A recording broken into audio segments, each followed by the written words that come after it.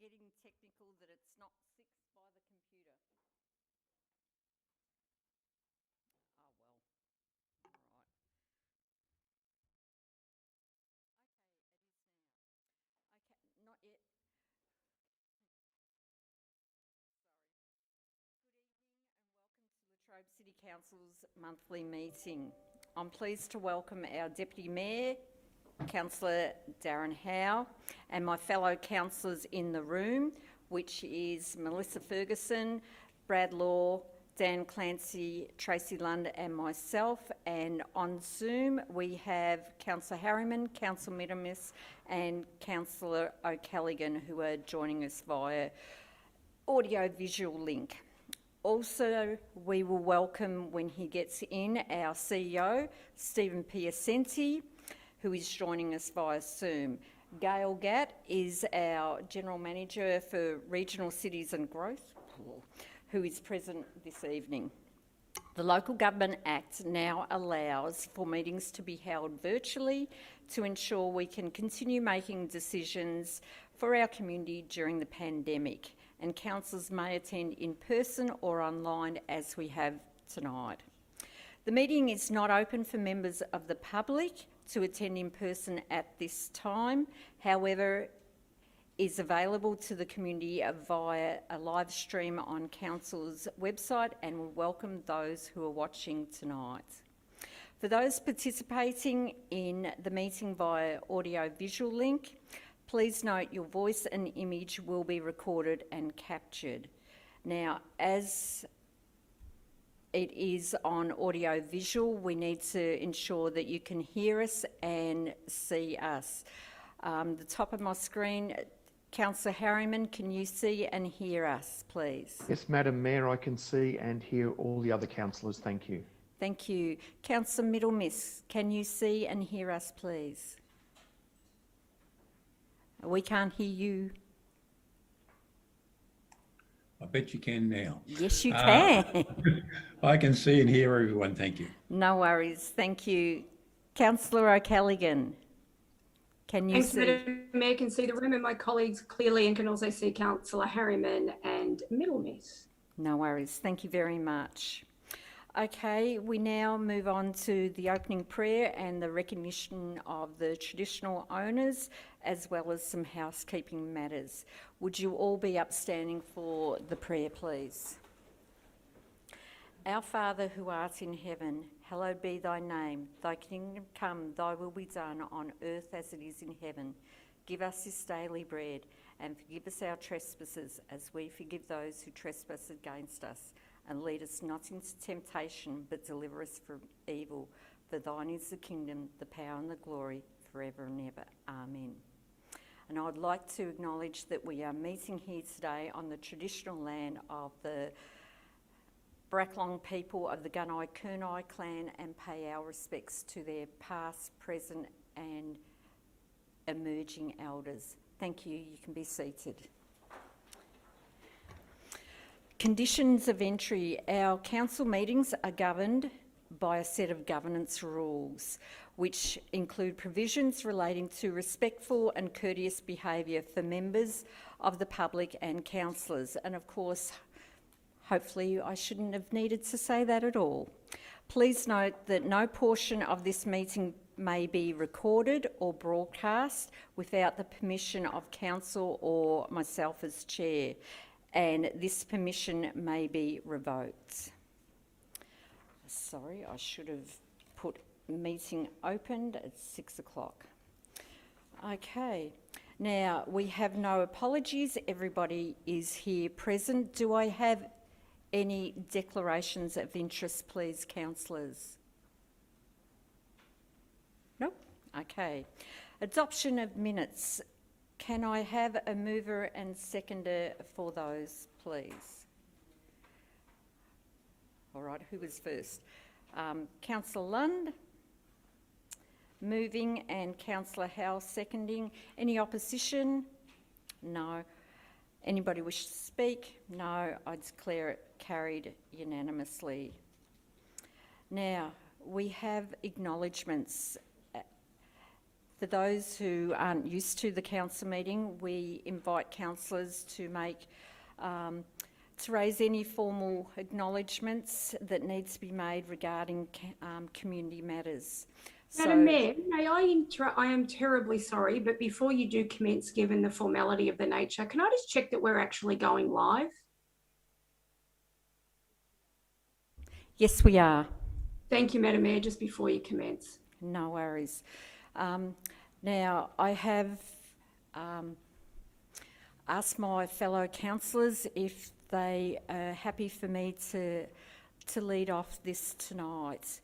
It is a sad thing that I have to do. I have to acknowledge Councillor Malcolm Hull. He passed away on Saturday morning. Now, those who knew him knew that he was the epitome to me of the best councillor you could have, the best example. He did so much for his community. He was a councillor of 7 straight terms as a councillor. But not only that, he put his family and community first. What he did for so many is remarkable, and I'll just list some of the things he has done. He was on the water and sewerage. He was a water and sewerage commissioner for 17 years. He was a life member of APEX, again, including as a district governor for 17 years. He was the 2000, and sorry, I have got these written down. Normally I like to speak from the heart, but I have, because there's so many things, I have got some of these written down. 2002, he was chair of GLGN, or what we would call Gippsland Local Government Network. 2001 to 2014, he was Timbertown's executive. He was actually one of the founding members, and I believe he was the same with National Timbertown. Dale will correct me later about that. National Timber Council Australia. Is that what it is, Councillor Harriman? Association, Madam Mayor. Sorry. National Timber Council Association. Sorry, I was close. So he was on that from 2004 to 2014. He was on the Executive Rural Councils Victoria from 2005 to 2014. He was elected onto the board of the MAV in 2015. He was the Shire Mayor 2002 and 2006. He was founder and president of Hayfield Timber Festival. He was exec member of Hayfield and District Traders Association for 32 years. He was founder of the National Timber Councils Association. In 2014, past chair and deputy chair, Timbertown's rural councils, previous president of Hayfield Rodeo and committee, previous committee and secretary of Hayfield Football Club, previous back to Hayfield Celebrations secretary. Oh, so many things. Just so many things. Now, I was lucky enough to have him as a mentor, and he taught me about being a counsellor and a good counsellor and putting your community first. That's where, for those of you who know how I do meet the public, that's who taught me about that. Every Saturday morning, you could go to the particular cafe in Hayfield, and he was there for his constituents every week. You know, this is a person who went above and beyond and showed us what it was to be a counsellor. So thank you for your indulgence with me, and sadly, this is in sorry. Okay. Dan, did you want to speak? Thank you, Madam Mayor. You spoke very, very well. I stand to rise this evening to acknowledge Councillor Malcolm Hole as well. And even though I've only known Malcolm 5 or 6 years, what you've just covered now about his contribution not just to public life in his community, but also to his family and to the smaller community of Hayfield as well. You spoke very well and highlighted all of the things that we all, as councillors and community members, aspire to be. I wanted to stand this evening to acknowledge Malcolm. He was a lovely bloke and I really enjoyed spending time with him. So to his family, my condolences and our condolences from Latrobe City Council, but to the community of Wellington Shire as a whole, particularly to the community of Hayfield, but to the staff of Wellington Shire and to the councillors as well. I just wanted to send our condolences to you. You've lost one of yours, and it must be a very, very difficult time. And so to Malcolm, go well and rest in peace. Thank you, Madam Mayor. Thank you, Councillor Clancy. Councillor Harriman, did you wish to speak?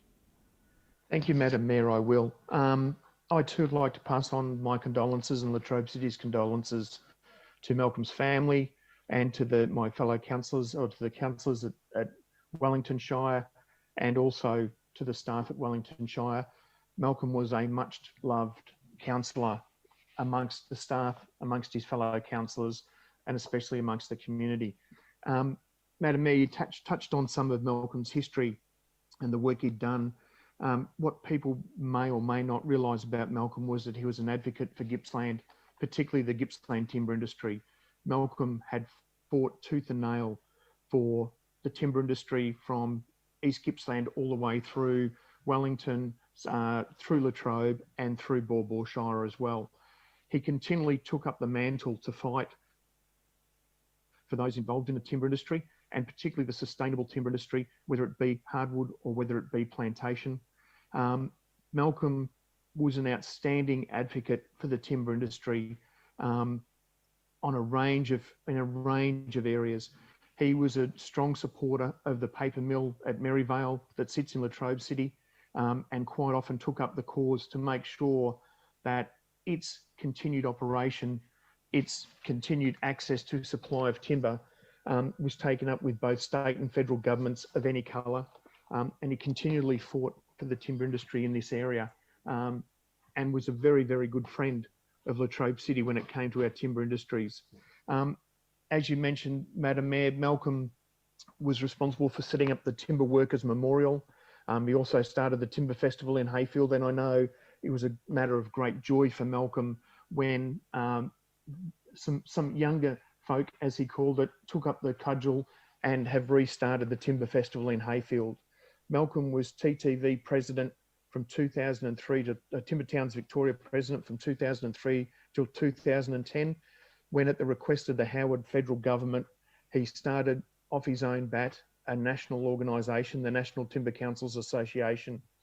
Malcolm went out and chased timber organisations because Victoria at that stage was the only state that had a state body in timber.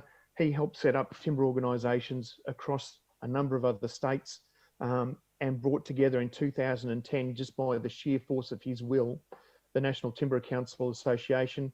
He was initial chair and chair from 2010 to 2014, and served as deputy from 2014 to 2020. I guess what most hit me about Malcolm was, and I guess this hit a lot of people, is Malcolm always had a smile and a good word for everybody. He would stand up and fight for what he believed in, but he'd do so with a smile and a laugh on his lips. And I think the character of the man has been shown in the number of people who have paid tribute to Malcolm from not only both sides of politics, from both state and federal level, but from interstate as well. And I think also it's interesting to note that Michael O'Connor, the forestry president of the CFMEU, has come out and said that there was no greater advocate for the timber industry or its workers than Malcolm Hole. And Madam Mayor, I think the biggest thing I'm going to miss is Malcolm's scones. He made the best scones ever. I know my mum made good ones, but Malcolm made better. And every time you caught up with Malcolm, there had to be scones on the menu. He was a joy of a man to be around. He was an absolute legend, and he was dedicated not only to his constituents in Hayfield and across Wellington, but the whole of Gippsland. And he will be sorely missed. Thank you, Madam Mayor. Thank you, Councillor Harriman. And is there anybody else who wishes to speak about? Yes, Councillor Middlemiss. Thanks, Madam Mayor. I think everything that could ever be said about Malcolm's already been spoken. So can I say, as a person who's served for over 20 years on various committees with Malcolm, his greatest record will be, as has been spelt out here, he was a passionate advocate for all of Gippsland. It didn't matter whether the issues were in Latrobe or Wellington or right across Gippsland, Malcolm stood up for Gippsland, and he should always be remembered for that. On a personal level, a great bloke, will be sadly missed. Thank you. Thank you, Councillor Middlemiss. You're right. Sorely missed across all parties and all levels of government and so many in the community. Thank you. Now, Councillor Howe, you wish to do an acknowledgement? Yeah, thank you, Madam Mayor. Just like to acknowledge the passing of Bill McMahon. Bill was a well-known local businessman and a leader of the Traralgon community. He was a man who was very passionate about his hometown of Traralgon. He was an active member of the Traralgon Chamber of Commerce, and he helped establish the Traralgon Community Development Association, which is still going strong today. And even though he used to like to give the council a bit of curry when he thought that we were wrong, I know that he'll be missed sorely here as well. So I'd just like to pass on our condolences to his family and to his friends. Thank you, Madam Mayor. Thank you, Councillor Howe. Do I have any other councillors wish to do any acknowledgements? Councillor Harriman? Sorry, Madam Mayor. I just wish to acknowledge the Traralgon Amateur Basketball Association, their under-12 girl T-Bird team. On Sunday became state champions after taking out the Future Stars Championship at Bendigo, beating Ballarat 23-18. This is a monumental effort from a regional team, and I just want to pass on council's congratulations to all the girls involved and to the coaches, Laura and Alex, who've done an outstanding job and done Latrobe City proud in the way they behaved at Bendigo and took out the championship. Thank you, Madam Mayor. Thank you, Councillor Harriman. Any other acknowledgements, please? Councillor O'Callaghan? Thank you, Madam Mayor. I want to thank my colleagues, not by way of acknowledgement, but I did want to note we did miss the start of your acknowledgement through Facebook. I'm just wondering whether it may be possible, given the importance of that particular acknowledgement for Councillor Hole. Anyone who's watching now can go back and watch it on YouTube, but it may be worthwhile of it being cut together and then placed onto our page so people can revisit it. I would hate for it to be missed by anyone. Thank you, Madam Mayor. Thank you, Councillor O'Callaghan. I was actually about to say that after the acknowledgements, but thank you for that. And yes, we will ensure that all of the acknowledgements go up. Yes, we're getting a nod. Yes, yes, we will. Thank you. Okay. Right. Now, public participation time. Members of the community are invited to participate in the council meeting by submitting a question or registering to speak on an open item in the agenda by midday of the day of the council meeting. Questions received by midday are responded to at the council meeting tonight. Now, we have one public question that was received by Mr. Dean Sutton, and I'll throw to my, acting CEO, Councillor, no, Gail Gatt. Thank you, Madam Mayor. We have received one question on notice tonight from Mr Dean Sutton, who's a regional representative of the State Government LGBTIQ+ Task Force. And the topic is Ida Hobbit Day. The question is, I'm just inquiring if Ida Hobbit Day will be recognised and celebrated on the 17th of May by the raising of the rainbow flag at headquarters, for instance. The response is, Latrobe City Council is pleased to inform you that council officers are in the process of organising a number of activities to recognise Ida Hobbit Day. I'm advised that Ida Hobbit Day stands for International Day Against Homophobia and Transphobia. And these activities include displaying the rainbow flag at Latrobe City Council headquarters and Churchill, Moe, Traralgon service centres for 1 week following Ida Hobbit Day on the 17th of May 2021, and the flags to replace the Latrobe City Council banner. A social media post on the 17th of May to raise awareness for Ida Hobbit Day. Information flyers distributed to councillors, staff and displayed at service centres before the event to highlight what the day is about and why it is important. And we welcome your offer to assist Latrobe City Council's engagement to develop the Municipal Public Health and Wellbeing Plan and other plans to be inclusive with the LGBTIQ+ community and other diverse communities. Our staff will make a time to meet with you with a proposed engagement strategy to ensure it meets these important requirements. Thanks, Madam Mayor. You're welcome. Okay, now we have 4 registered speakers for tonight's council meeting. Each speaker will be allocated 3 minutes to speak.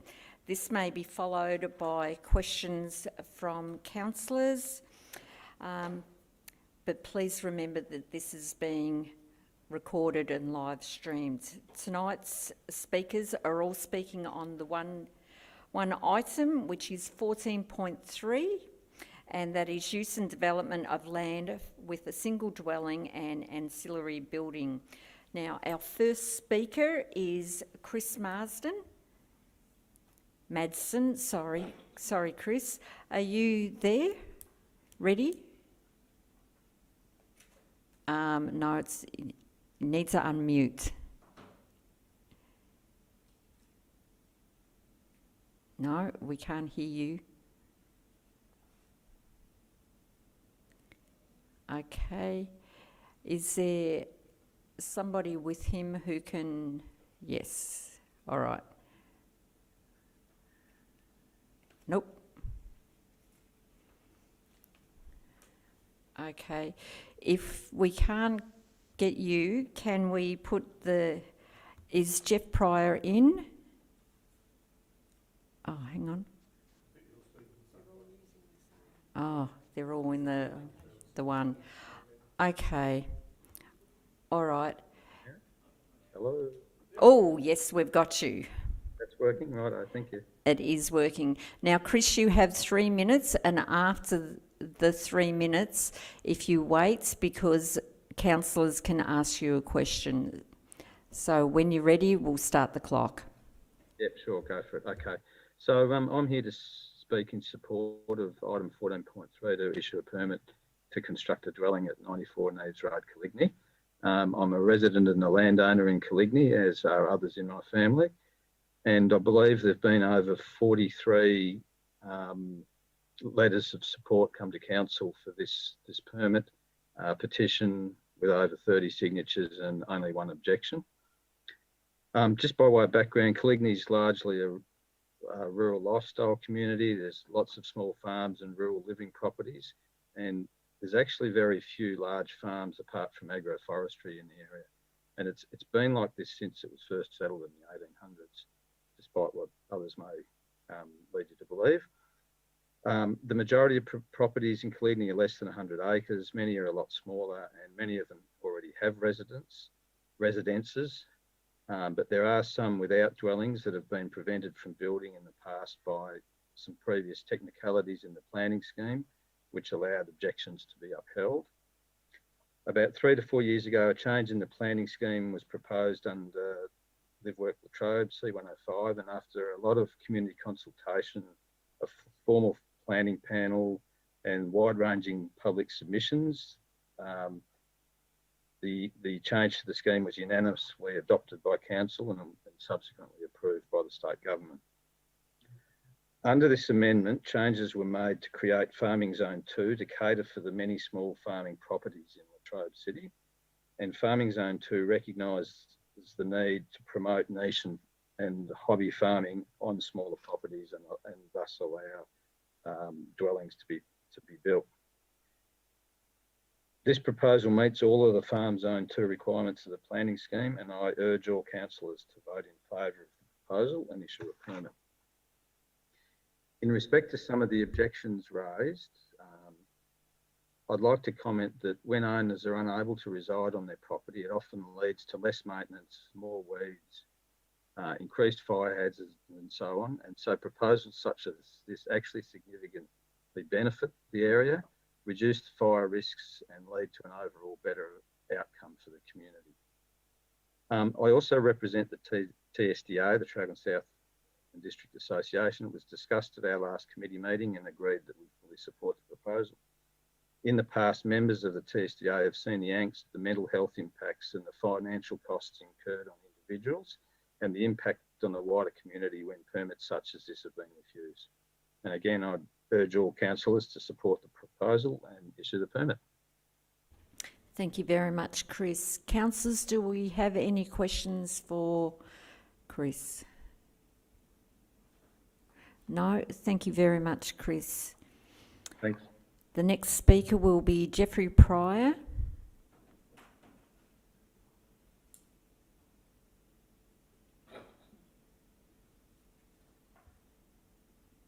And we're just waiting.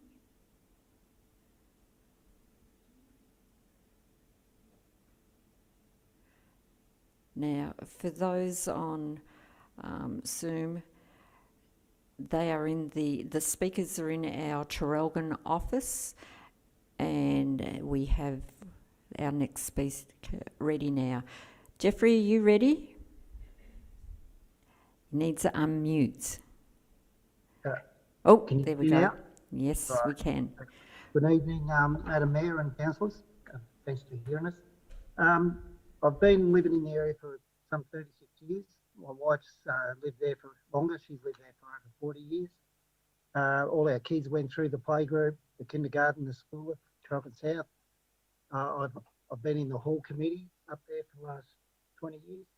I've owned the shop, the local shop, for the last 20 years, and I've ran it for 5 years during that time. So I sort of have a fair bit of knowledge about what's going on around the place, and I know most people that live in the area. As you're all aware, Caligny has many landowners who have been previously prevented from building in residence on their own land. I was under the impression that the recent... Hang on, Jeff, can I just pause you there? When you're speaking, when you keep on moving your head, we lose you. Sorry. That's all right. So if you just want to speak straight into the mic, that would be really great. All right. Thank you. As you're aware, Caligny has many landowners who have been previously prevented from building on a resident on their land. I was under the impression that the recent C105 planning scheme amendment, the Farm 2 zone, now allows local council planning division the power to approve applicants based on their ability to meet building requirements. So you can imagine... we're going to pause you there, Jeff, because we can hardly hear you. I'll just ask our IT gurus down the back what can be done about this. It's at the remote end. Okay, can we... I'll lean right over. Where's the speaker? Oh, that's better.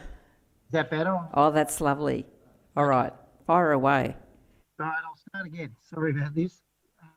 As you're aware, Caligny has had many landowners who have been prevented from building a resident on their land. I was under the impression that the recent C105 planning scheme amendment, the Farm 2 zone, now allows local councils' planning division the power to approve applicants based on their ability to meet building requirements. Now, personally, I I have a lot of faith in the building division of the council, and I believe that they'll make sure people adhere to all requirements.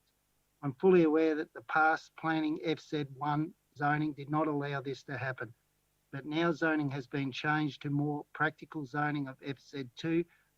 I have full confidence, as I said, and surprised that we're come to a vote. Also, I'm aware that the FZ2 zoning is there to protect farming land and agribusiness. But as a resident of Cligney for well over 35 years, I cannot think of any full-time agro-businesses in Cligney. They are all being run by retirees, professionals or working class people as either hobbies, farms or tax diversions.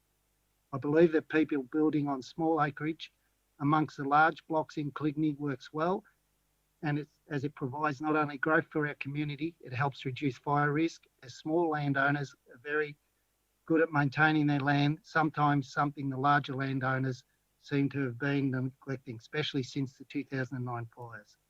I've been told by people considering buying land in Cligney that they have been advised by other sources around the valley not to bother, as there is an individual in Cligney who will block their planning application and is prepared to take them to VCAT.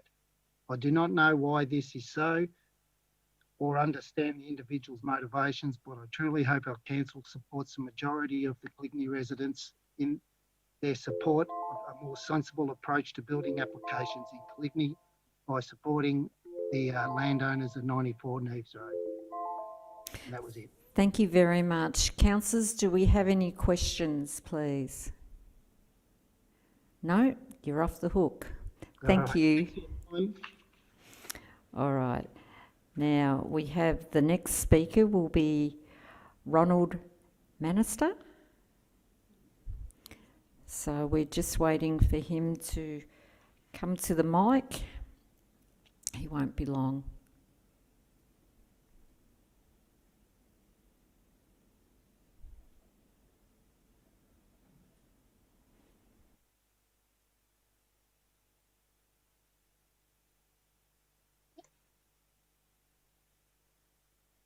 Good evening. It's Ron Ray Manister from, we own 94 Neves Road, Coligny.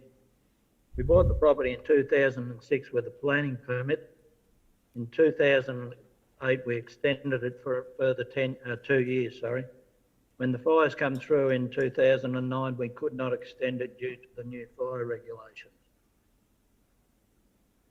This is our dream lifestyle property. We should have the same rights as other small acreage property owners that live in the same area.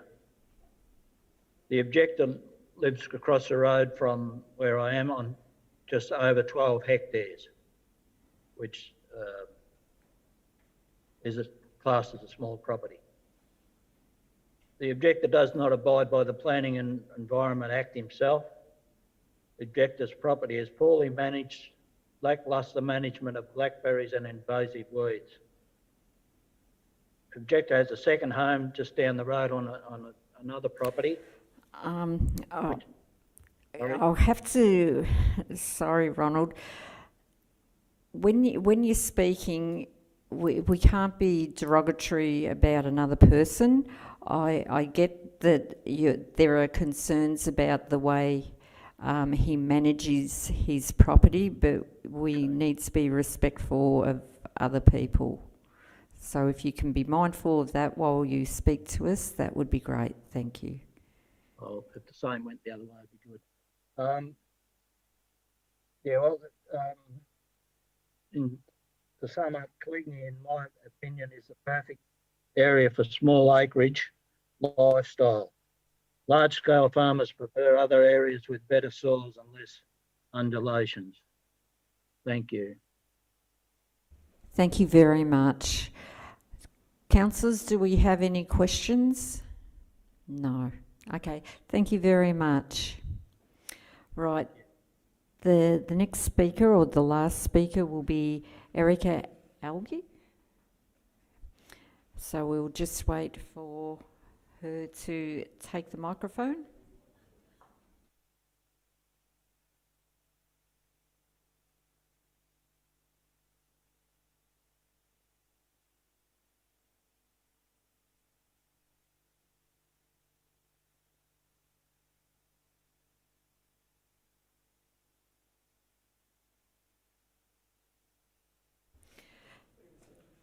Good evening, Erica. Are you ready?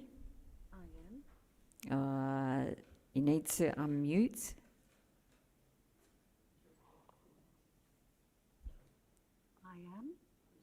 I am. It's very, very faint. Can you speak up? Sorry? That better? Not very much.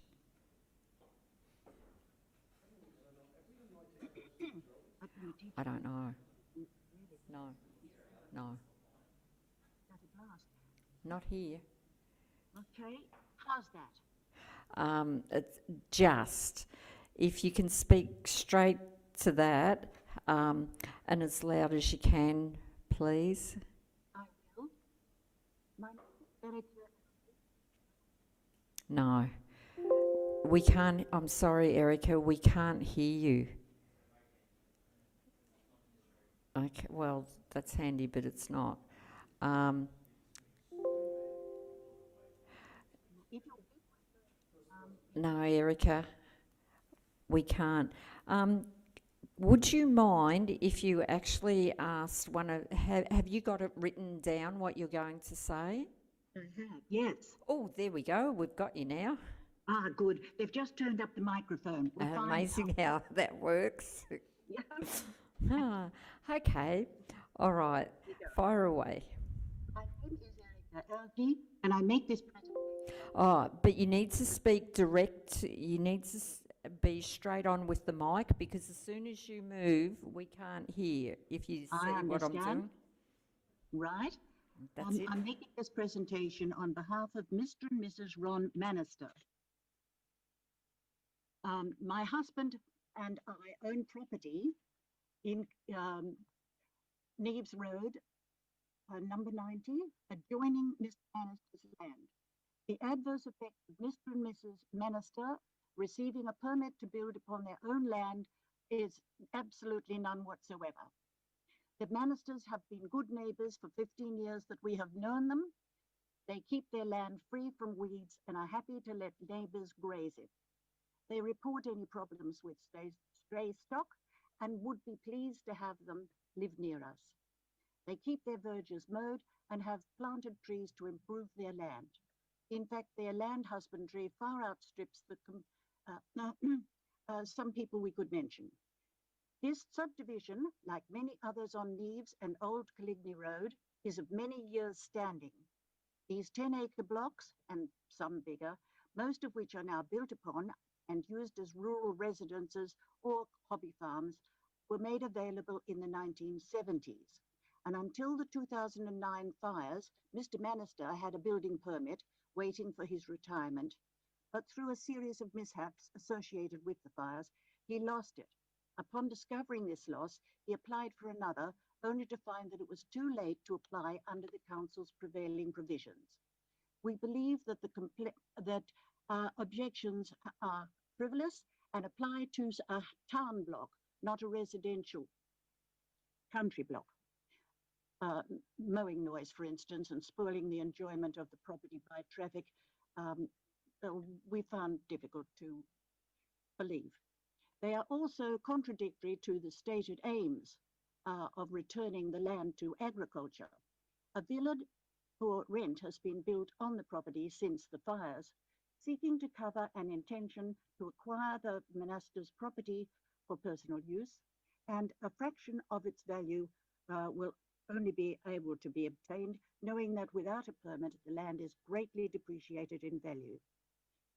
We uphold his right to build on this land, which he has been trying to do for many years now. Thank you for this opportunity. You're very welcome, Erica. Councillors, do we have any questions at all? No. Thank you very much to yourself and the other speakers tonight. Thank you. Okay, next item on the agenda is notices of motion. The first one is 9.1, 2021/03 impacts of the Latrobe City of not participating in One Gippsland and the implementation of the Gippsland Regional Plan. Councillor Harriman, are you moving this motion? Yes, thank you, Madam Mayor. Okay. Do I have a seconder for the motion, please? Councillor Ferguson. Do I have any opposition? No. Councillor Harriman, do you wish to speak to the motion, please? Thank you, Madam Mayor. I do so by way of informing the community about why I put up this motion. It is in regards to Gippsland, a loud statement that is being made by this council. We are one of 4 regional cities in Victoria, the others being Geelong, Bendigo and Ballarat. And even though a number of people seem to take great delight in not mentioning Latrobe City as the 4th regional city, we are.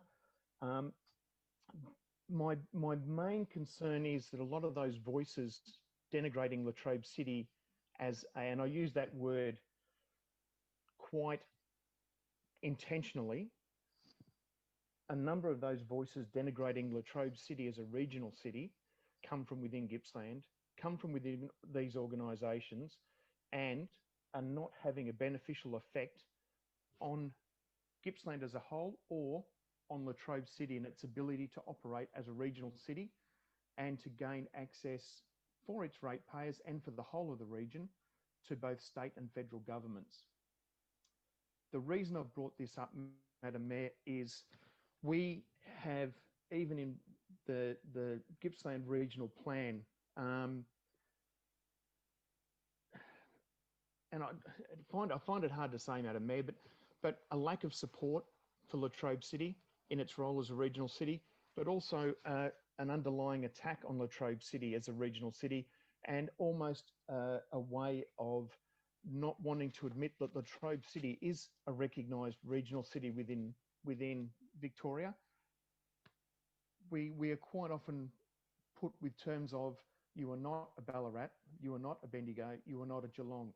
As a matter of fact, we are. As a Latrobe City, we are a regional city on the same footing as those organisations.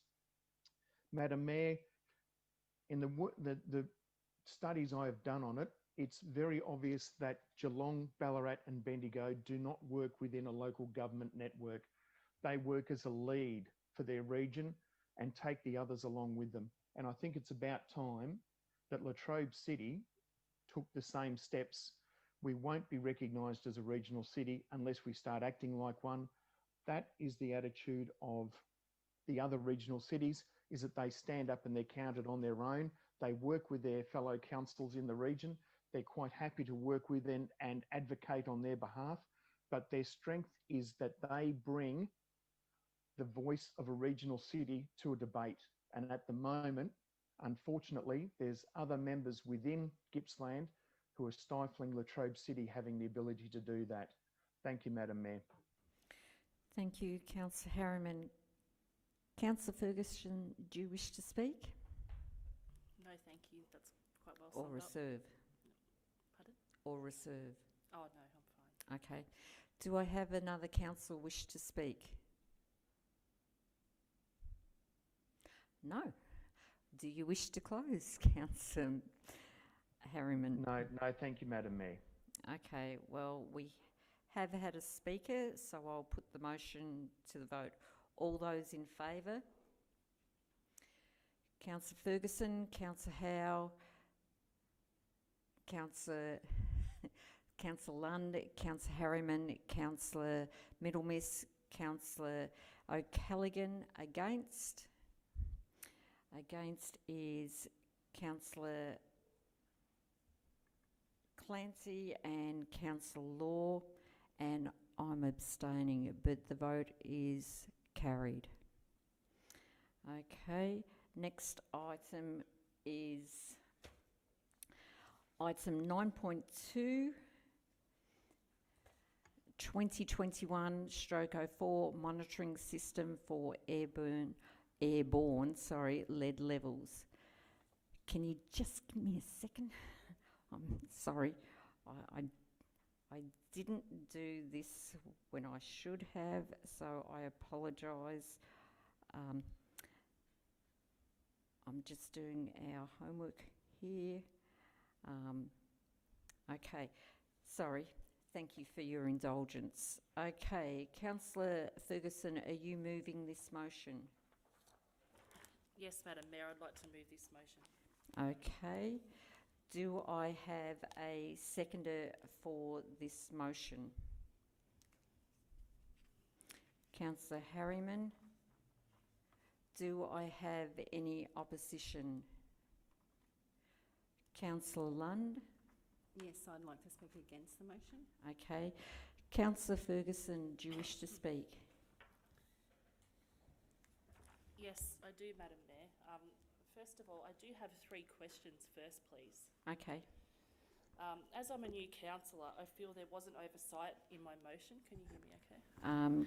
Can everybody hear That it was not- Councillor Ferguson properly? No. I feel If there you was- bring it closer to you. Gosh. I feel there was an oversight in my motion, that it was not mentioned that this report will need to be referred to the EPA, who is the determining referral authority on these matters under Section 55 of the Act. My first question that I have, if I may proceed, Madam Mayor, is how would we go about ensuring that this happens, as they are the only ones that can apply breaches of compliance? Okay.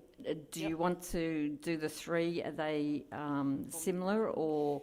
They are all in relation to the motion, but I can do it one by one if that's what people would prefer. Well, if they're similar, we can do them all at once. Okay. Yep. My second question is, as council decision was overturned on the permit, how can we ensure that conditions around environmental monitoring, including regular soil testing, be recommended to the EPA to be a condition for compliance by the company? How do we go about that? Is the other question. Okay, yep. And my third question is if there is an amendment that may come about tonight. If we could refer back to the special minutes on the 17th of September 2020 on page 23, one of the conditions put forward by, I believe, Councillor Middlemiss at the time before my election onto council. If we could look at that and refer perhaps then to adapt that further, adding in the lead soil testing. Thank you. Okay. Now, my question would be to the officers, in line with what the motion is, with the report, would all of that be picked up in the report or not? Thanks, Madam Mayor. I think the first bit was around ensuring the request goes to the EPA. The motion, the way it stands at the moment, doesn't really include that. So I think we would be looking for some sort of amendment to that because it doesn't include that at the moment. We could certainly provide it to the EPA, but there's nothing in the motion that says that we should do that. In terms of the environmental monitoring and how we go about ensuring that that's enforced, that is, as you would be aware, that is a requirement as part of the incorporated document for the proposal that was incorporated into the planning scheme. So that's enforced through that. Well, it's part of the works approval, and the incorporated document is in adherence with the works approval. And also the planning permit needs to be implemented in accordance with the works approval as well. So that's covered off in that. Thank you. And the third part was around the special minutes. I can't remember what the third question was. Just if there is an amendment proposed, I just thought I'd put forward that, there was that condition already in the special meeting on the 17th. If people are looking for something to refer to, should that happen tonight? Oh, I get what it was. When it was done, Councillor Middlemiss actually had the other condition that he wanted to put in.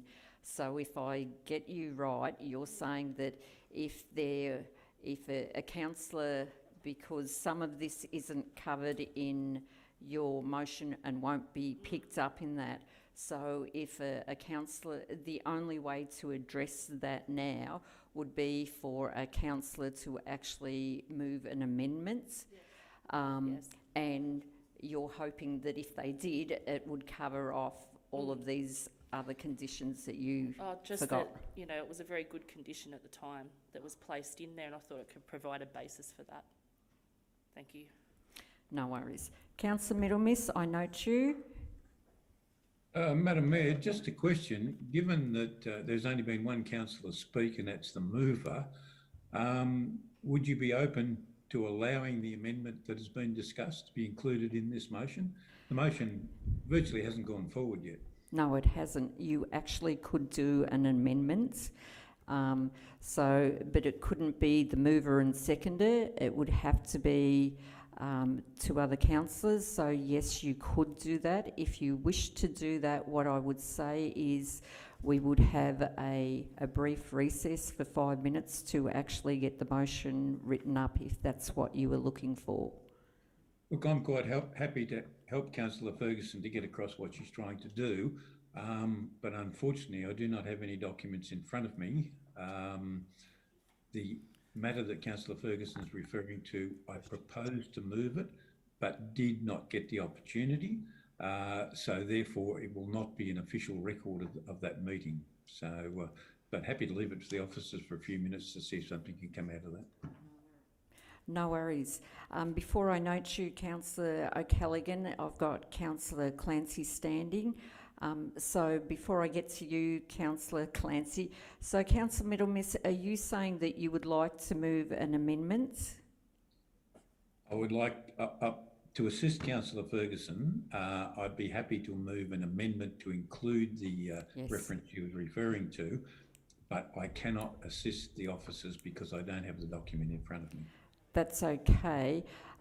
If that's the case and we have a seconder for an amendment to include those things, we will have a recess for 5 minutes to work with that with you and the other councillors to actually get the right wording up. Councillor Clancy? Thanks very much, Madam Mayor. I certainly understand what councillors are trying to do at the moment, and I completely agree with what's been said. But unfortunately, our governance rules do not allow us to make an amendment to a notice of motion. Notice of motions are as put, and they can't be amended. Now, actually, hang on a minute. Pardon? No, you can do one, but you can't change the intent. You can add to. Now, Councillor Ferguson could not change it. She can't change it as is, but you can have an amendment. But amendment would be if you had the date wrong or there was a spelling mistake. No. You can actually, because I spoke with governance this afternoon, I was looking at all different avenues, and they have informed me that you can have an amendment, but it would have to be like any other amendments, and it would be a separate councillors to move and second. Seconder? Yes, yes. Completely get it. I just want to make sure that we're not breaking the rules. That's okay. Okay. I understand what's been trying to be done, and I commend councillors for working through it. Just want to make sure we don't break any rules. No, that's okay. It would That's be why. null and void. No, we don't want that. So, okay, Councillor Middlemiss? Just to clarify what Councillor Clancy has raised, he's absolutely spot on, and I did actually go down that path inadvertently. And having been corrected, I understand Councillor Ferguson cannot alter the motion she's put. I'm moving an amendment separately as a separate councillor item to change that. So I'm back on track. Thank you. You are back on track. Thanks. No worries. Okay, so do we wish to take 5 minutes so the wording can be... Oh, sorry, I did note you before. Councillor O'Callaghan. Thank you, Madam Mayor. So yes, I also agree with Councillor Clancy. It can't be amended by Councillor Ferguson. The other matter that Councillor Middlemiss has also confirmed and raised is the matter being spoken to was not a matter put, so it isn't on record. So there is no way for that to be considered in a full and frank and formally advised way by this council tonight. And this is not the intention of the use of notices of motion. And it's why we've got the 5-day rule in our governance. We will have that discussion offline, but I will note that you are saying that we cannot move an amendment until the actual original is put, if that's what you're saying. Councillor O'Callaghan, is that what you're saying? Sorry, Madam Mayor, you dropped out. No worries. Okay, so you're saying we can't move an amendment until the actual original is moved and... Oh no, I'm sorry, Madam Mayor, the nature of the reference that Councillor Ferguson made to the matter at the special council meeting by the prior council was not actually put by Councillor Middleton. He has acknowledged that. So it can't be something that can be considered as a matter on record or by record. So there's no way to reference it unless the councillors can all go back and see it. And I don't think that would be fair, and it's not the intention of notices of motion. We won't go down that track. Thank you. Yeah, thank you. So we will take this offline for 5 minutes to work through some wording. If somebody can be working, governance will speak with you, Graham. Okay, so there'll be a 5-minute pause. Thank you.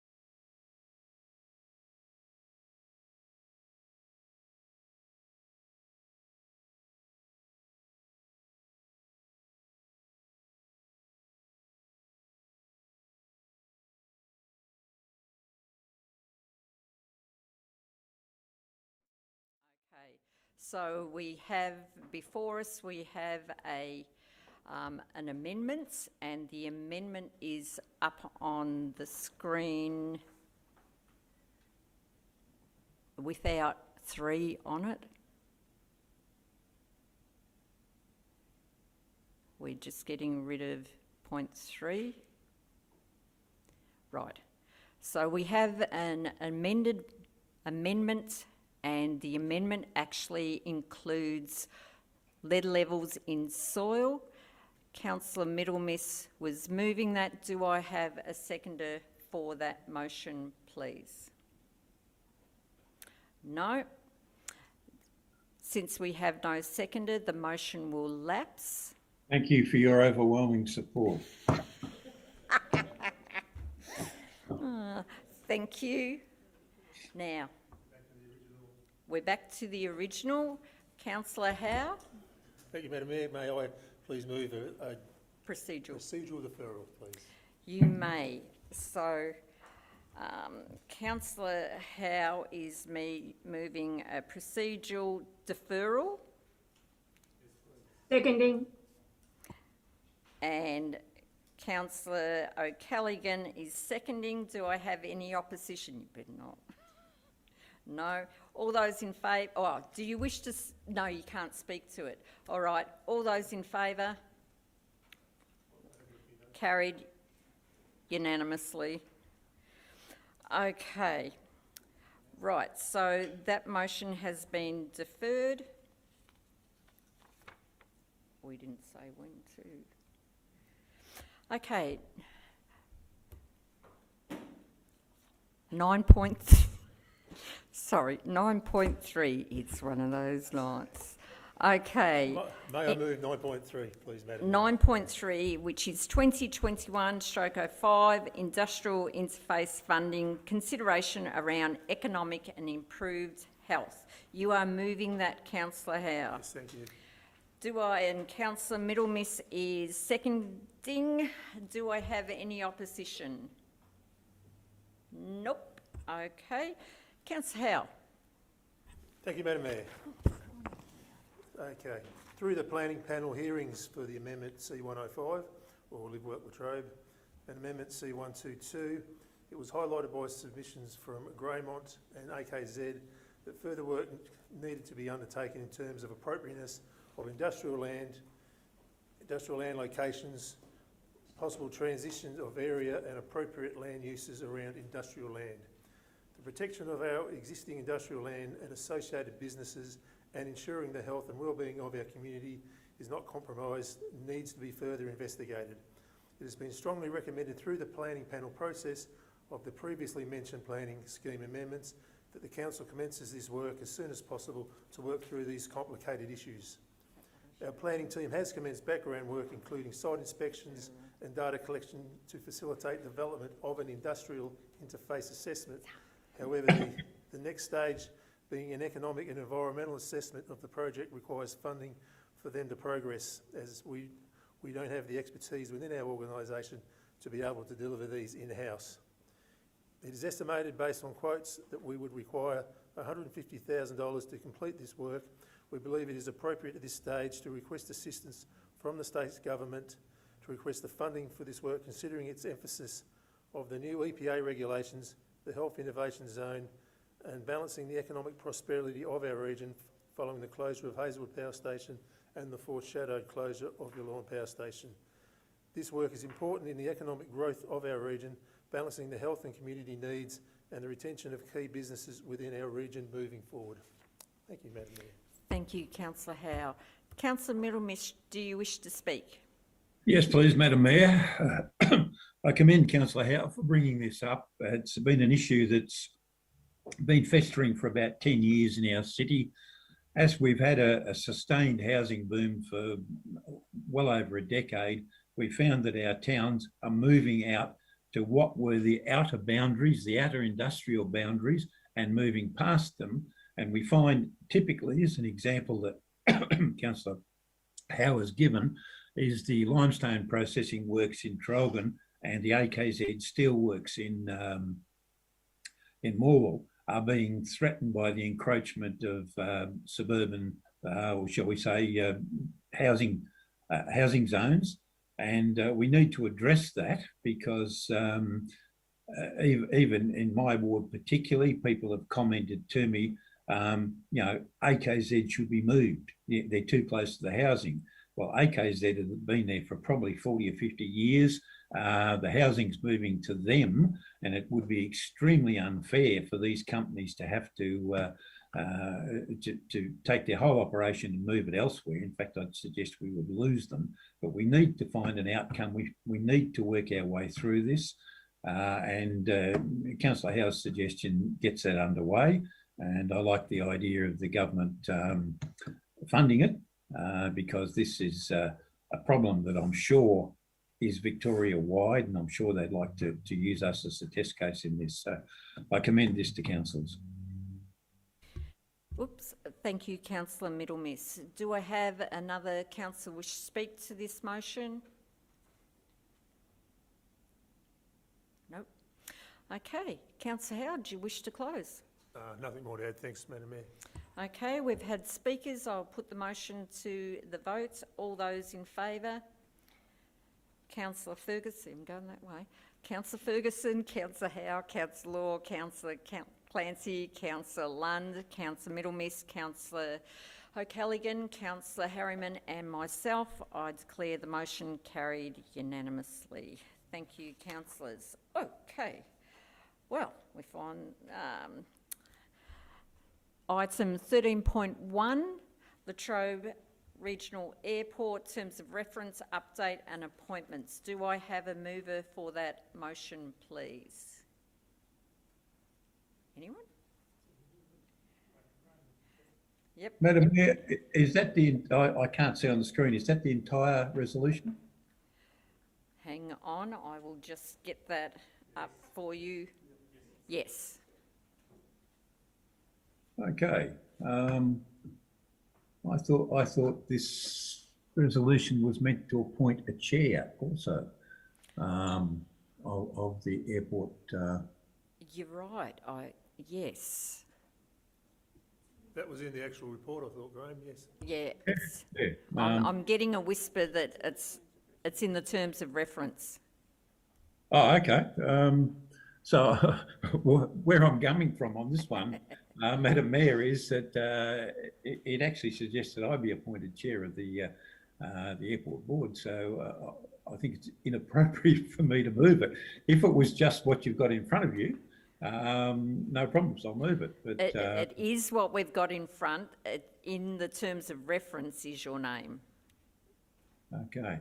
I might be quiet and let Councillor Harriman speak. Happy to move it, Madam Mayor. Happy to move it. Right. Okay, but we had Councillor Lund's hand up too.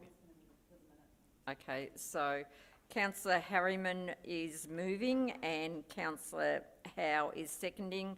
Do I have any opposition? No.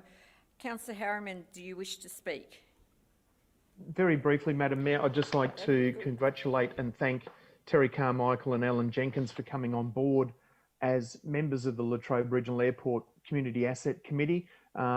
We do value their time that they have put into this and will continue to put in.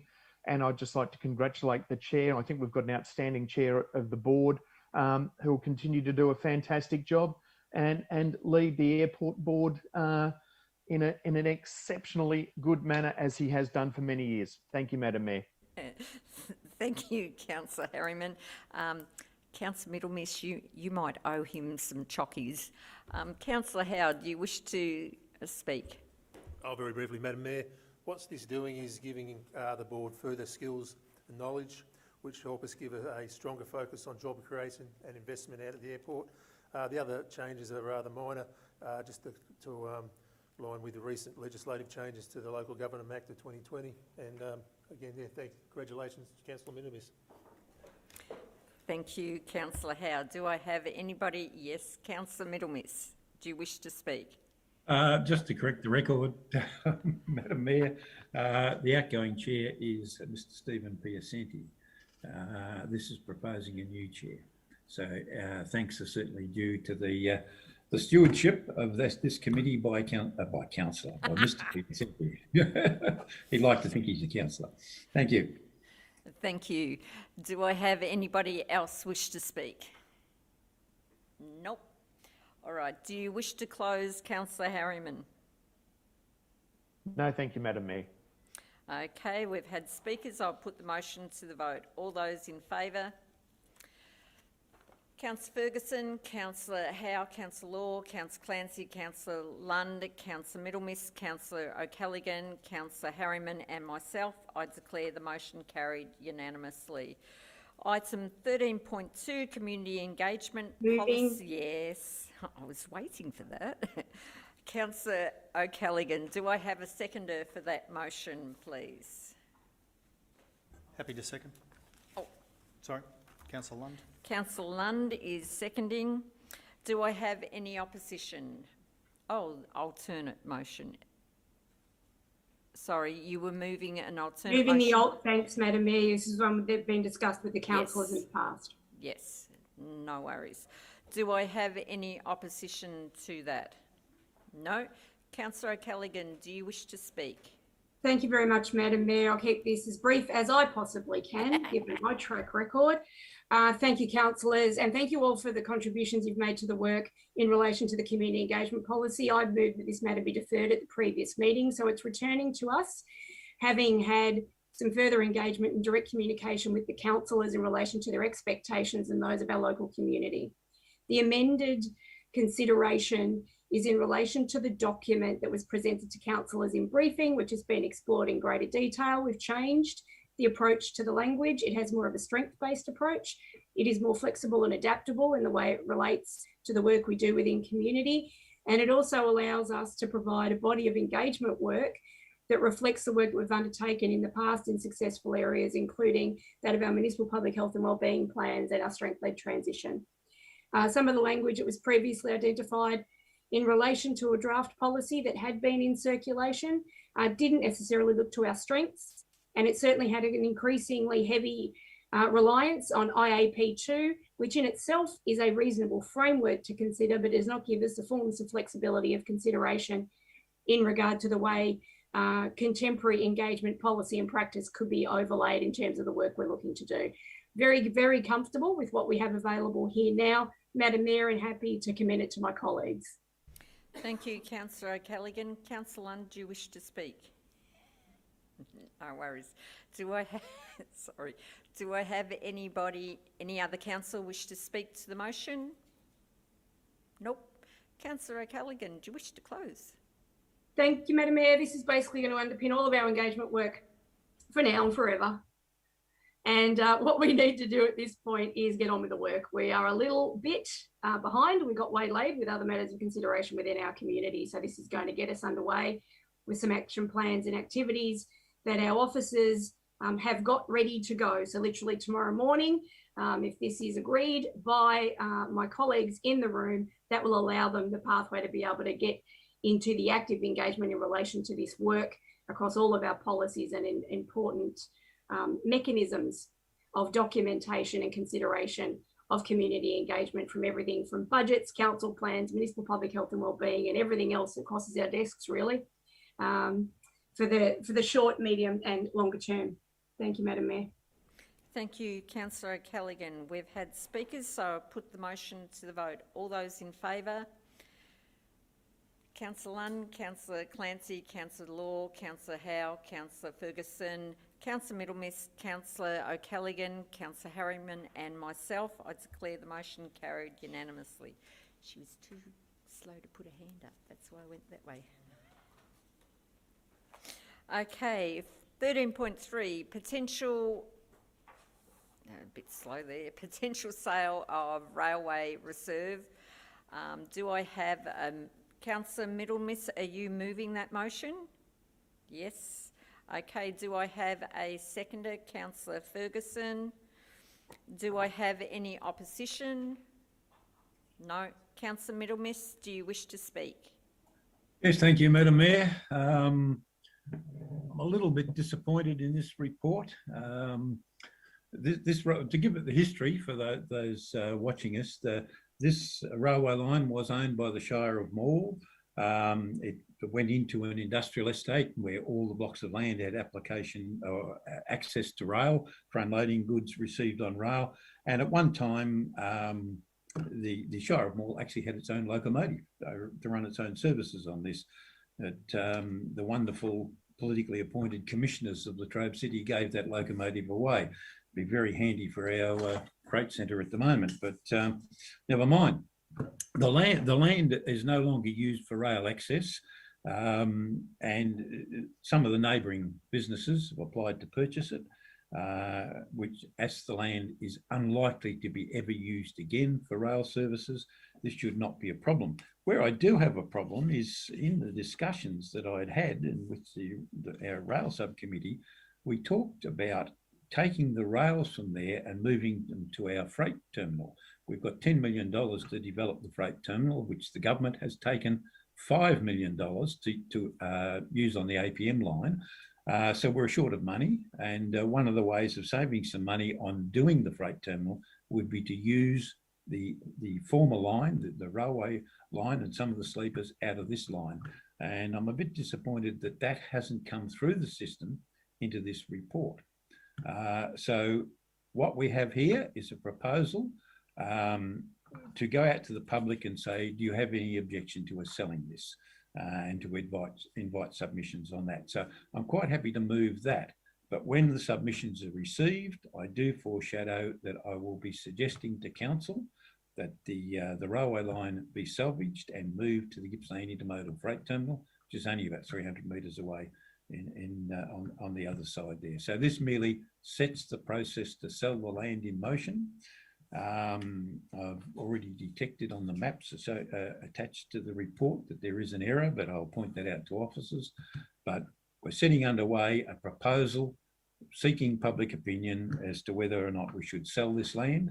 And given that I believe it will never be used as a railway line again, it's quite appropriate the council sell it. But once we've reached that decision to sell it, after considering public input, I will have some points to make about salvaging the line. Thank you. Thank you, Councillor Middlemiss. Councillor Ferguson, no. Okay, do I have any other councillor wish to speak? Nope. Councillor Middlemiss, do you wish to close? Thank you, Madam Mayor.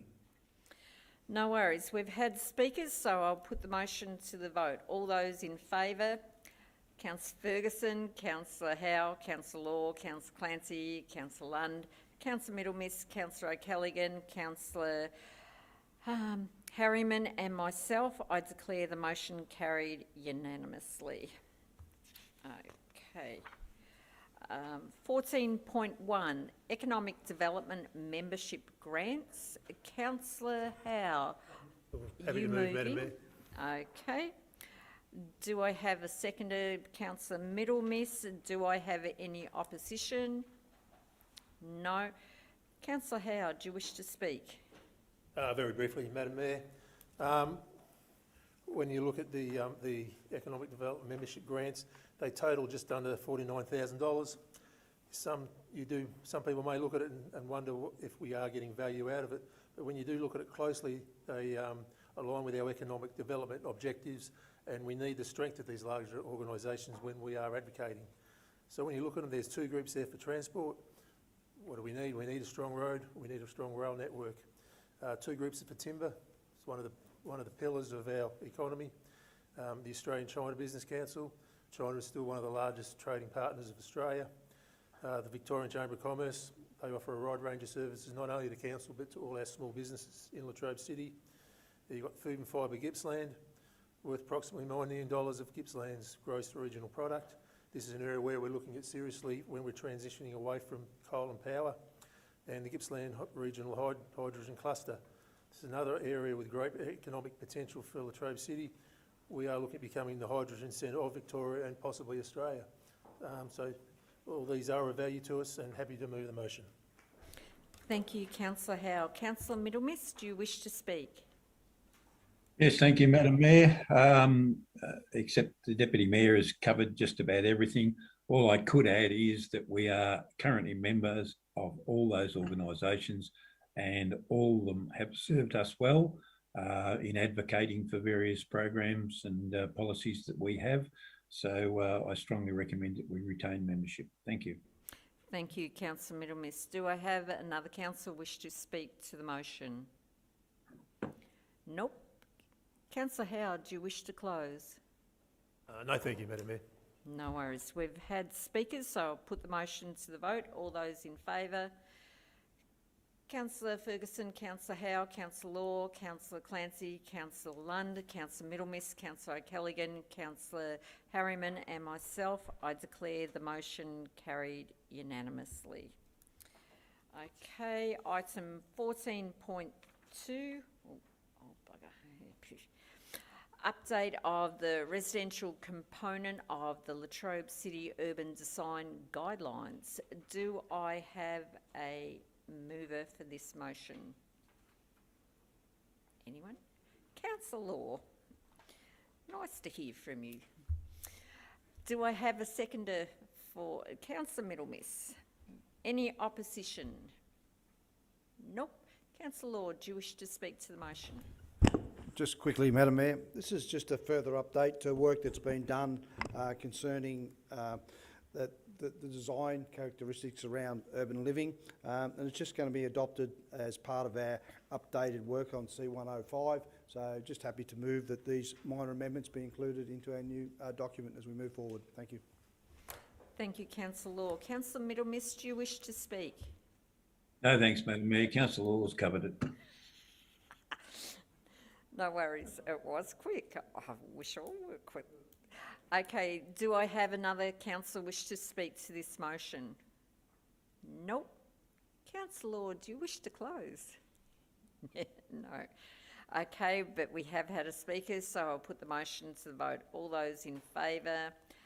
Councillor Lund, Councillor Clancy, Councillor Law, Councillor Howe, Councillor Ferguson, Councillor Middlemiss, Councillor O'Callaghan, Councillor Harriman and myself, I declare the motion carried unanimously.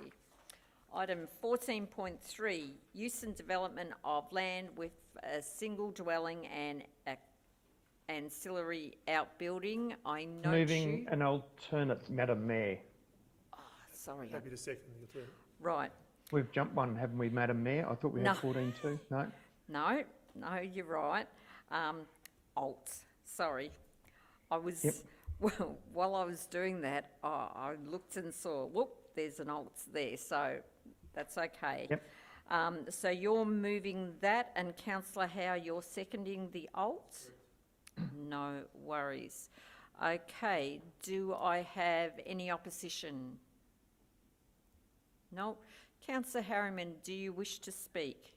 Just to verify, Madam Mayor, that we've added in, it's still to approve, but it's added in point 7 and point 8, which basically are farm management plan conditions, just to make sure that the building and the land meets the guidelines outlined in Live Work Latrobe, which is basically that the farm management plan must be endorsed to form part of the permit and must be not altered unless agreed to in writing by the responsible authority, and that the farm plan is implemented to the satisfaction of the responsible authority.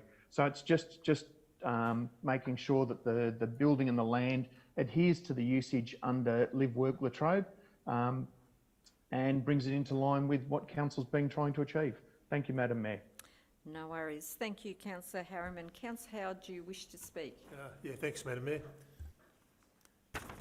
Part of the Live Work Latrobe, it was highlighted that there are parts of Latrobe City Farming Zone that are identified as poor quality or marginal agricultural land, provide an opportunity for rural tourism, niche marking and hobby farming. The areas were rezoned to Farming Zone Schedule 2, which has certain requirements that need to be met when applying for a dwelling on the land. It does, however, remove the need for the dwelling to be tied to an agricultural use. The Farming Zone 2 was an issue raised by multiple submitters, both supporting and objecting, during Amendment C105 that was heard by the Planning Panel. And the Planning Panel supported our planners' recommendations, such as Farming Zone 2 and the associated local planning policies were approved as part of the planning scheme. This planning permit application for 94 Neves Road, Coligny, falls within such a zone. This application addresses the relevant requirements that is required for such a development, including provisional approval from the CFA and for our own engineers regarding road safety. There are 20 conditions proposed that the proponent must adhere to as part of this permit. What I find was the present supplies was the support from the surrounding landowners and the zoning. We had 43 submissions in favour, we had a petition with 39 names, and we had 4 speakers, all supporting our zoning and our officer's recommendation. This is somewhat of a test case for a planning application for dwelling at a property in Farming Zone Schedule 2, and as such it is important that we support our officer's recommendation. This will provide clear and strong guidance to other landowners and potential landowners what they can and cannot do regarding developing land in this area. Thanks, Madam Mayor. Thank you, Councillor Howe. Councillor Clancy, do you wish to speak? Just a quick question, if I could, through you, Madam Mayor, to Ms Scatt. Just wondering, with the resolution that was published and the alt motion that's been put forward, with 7 and 8 in there, have the proponents been made aware of 7 and 8 before we got here? I just wondered whether your officers had spoken to them about that, or whether this, I'm only asking this question is if they were 7 and 8 wasn't published, and I just wondered, as Councillor Harriman's added these in. Thanks, Councillor Clancy. To my knowledge, I'm not aware that the proponent has been advised of those additional permit conditions. Haven't got any advice further to that. But if you would give me 1 second, I may be able to tell you if that's correct. Happy to wait. All right. So, no, that's correct. We haven't, although we do believe that there wouldn't be an issue with those. No problem with them, with the actual wording. No problem at all. Just wondered whether they'd been made aware of it because it wasn't published. Yeah, no, not excessively. Okay, do I have another councillor wish to speak to this motion?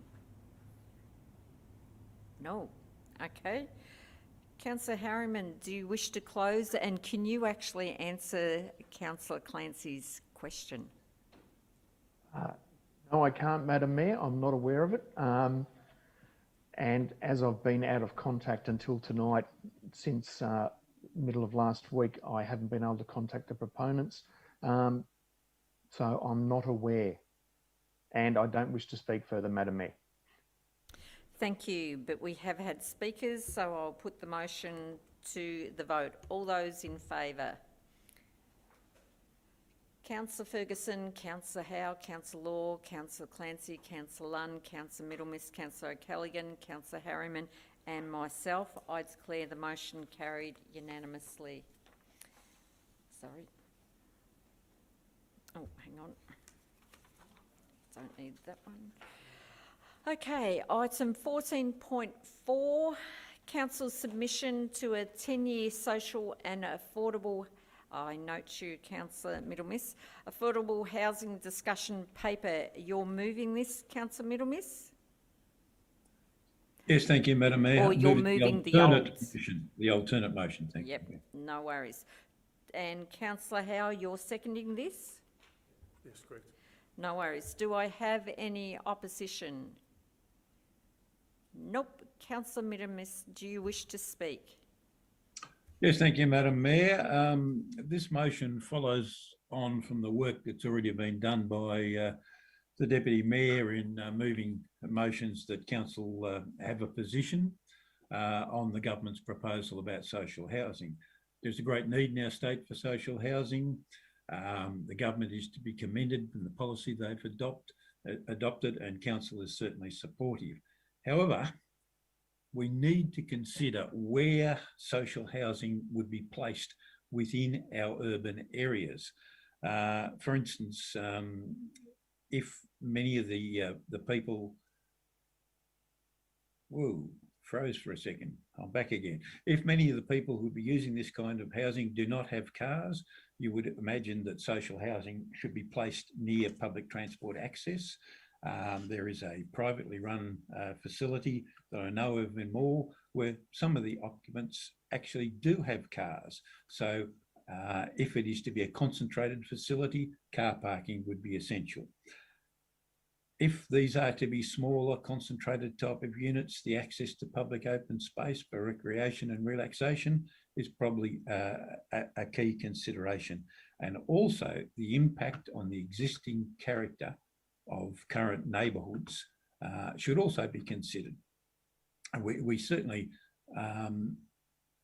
would have to take a long, hard look at any proposal to take a double block in an established urban area and put a 3-storey facility on it containing 60 people. The impact on a neighbourhood would be horrendous.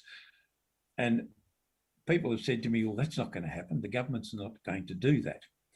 But the government has taken all powers in this issue, all planning powers in this issue. Council's views will not be considered. So the minister has actually taken the power to decide on planning issues in relation to this social housing. So the first we may hear of it is a facility to be established which may not be appropriate to our planning scheme and to the desires of our residents.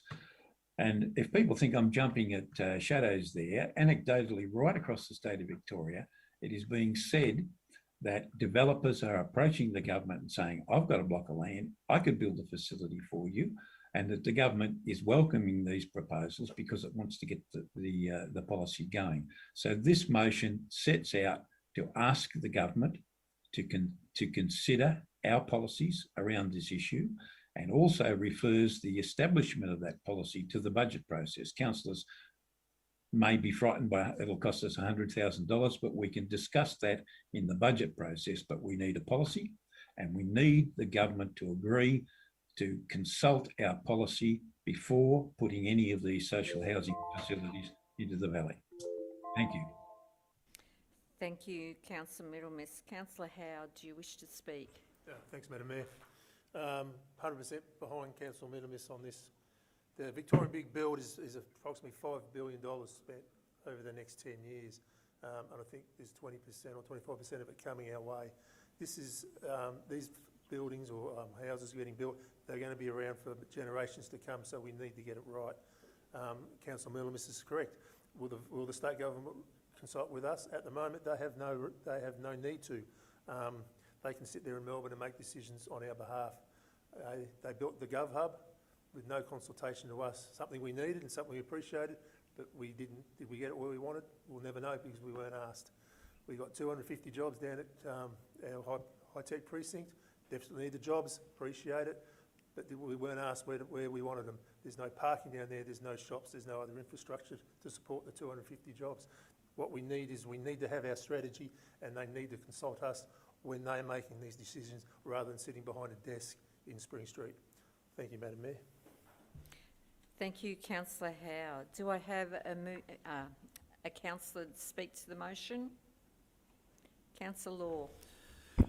Thanks, Madam Mayor. Just to follow on from my two previous councillors, Councillor Middlemiss is quietly right with this. We're talking about the disadvantaged in our society, and as Councillor Howe has just said, that we need to take due consideration to their environment and to their livelihood so that they get the best chances in life to succeed.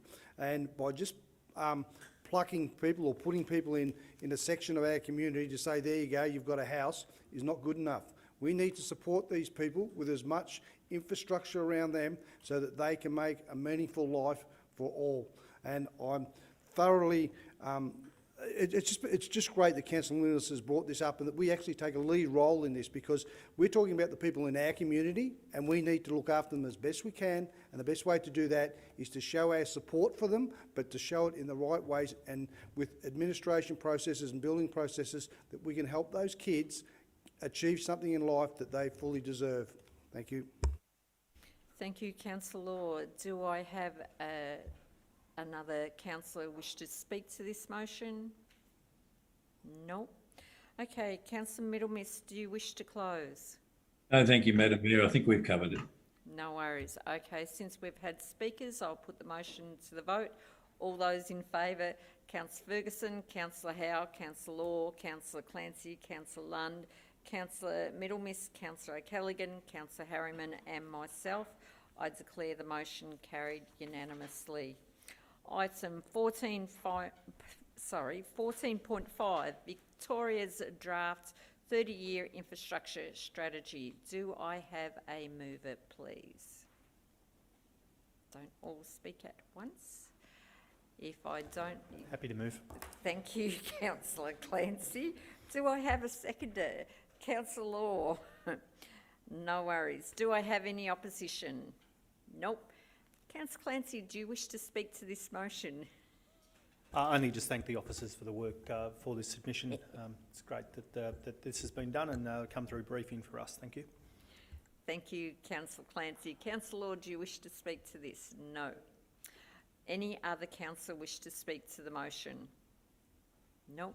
Do you wish to close? No worries. We have had speakers, so I'll put the motion to the vote. All those in favour?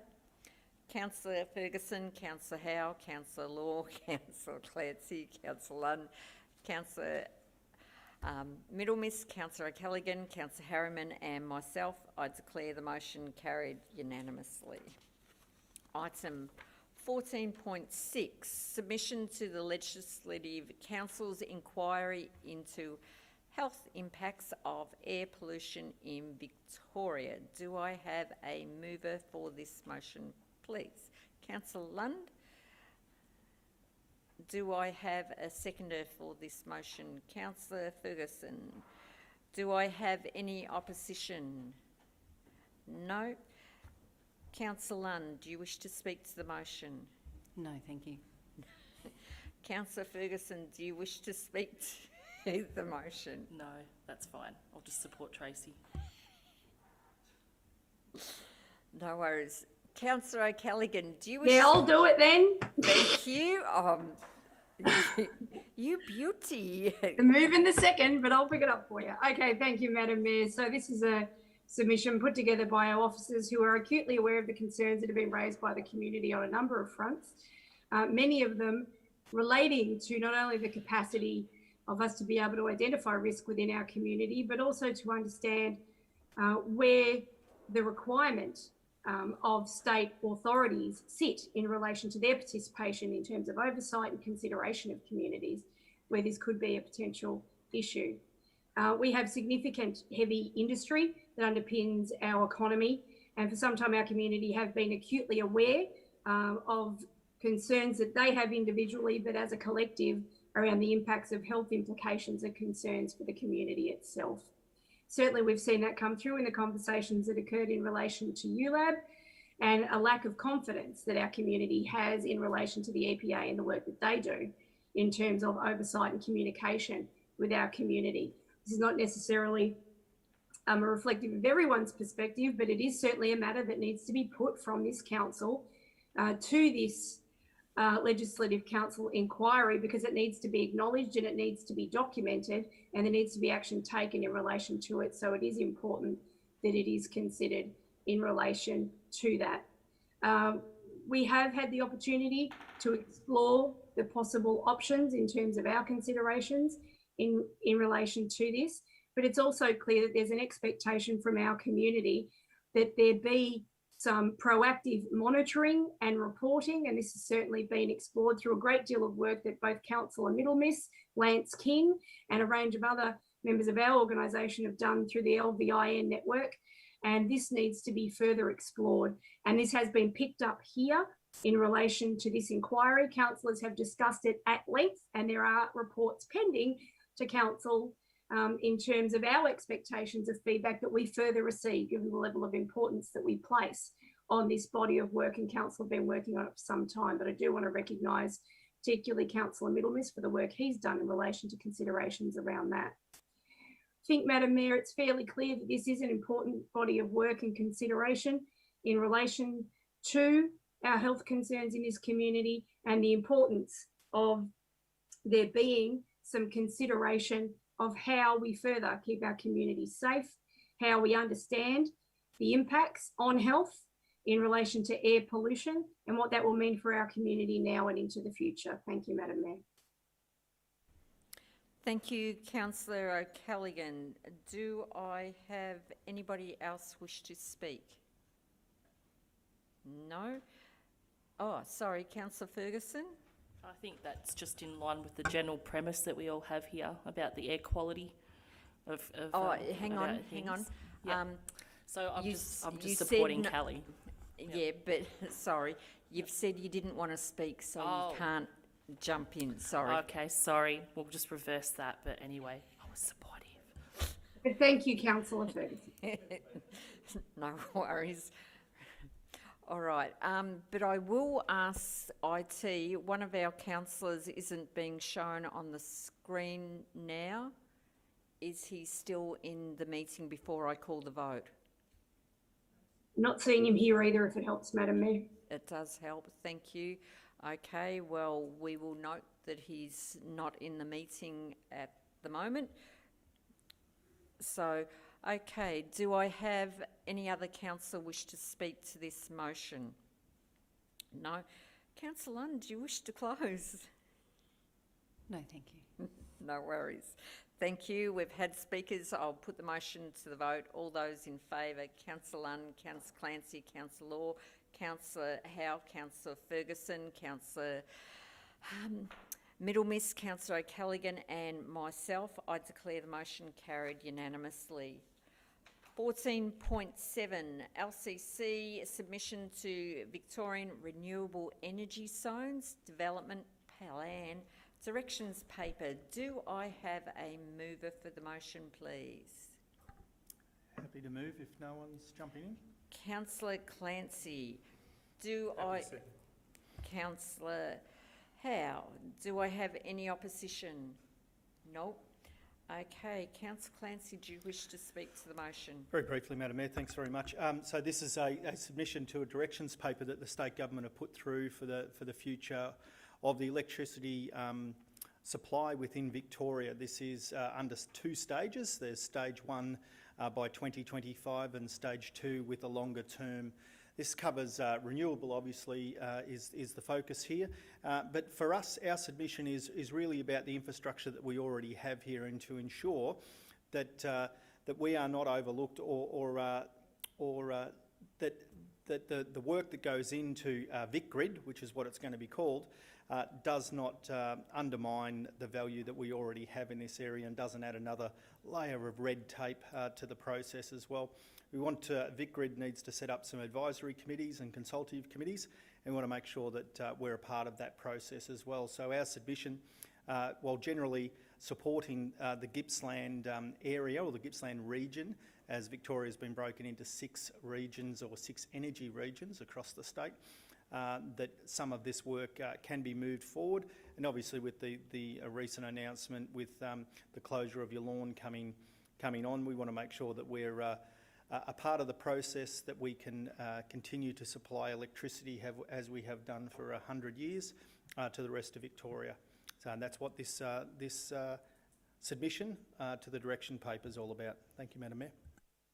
Thank you, Councillor Clancy. Councillor Howe, do you wish to speak to the motion? Just briefly following on from Councillor Clancy. Yeah, we have been the power hub of Victoria for 100 years.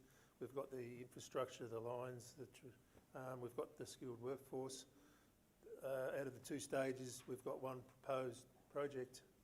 I think we deserve better than that, especially we still haven't recovered from privatisation, let alone Hazelwood and let alone your lawn.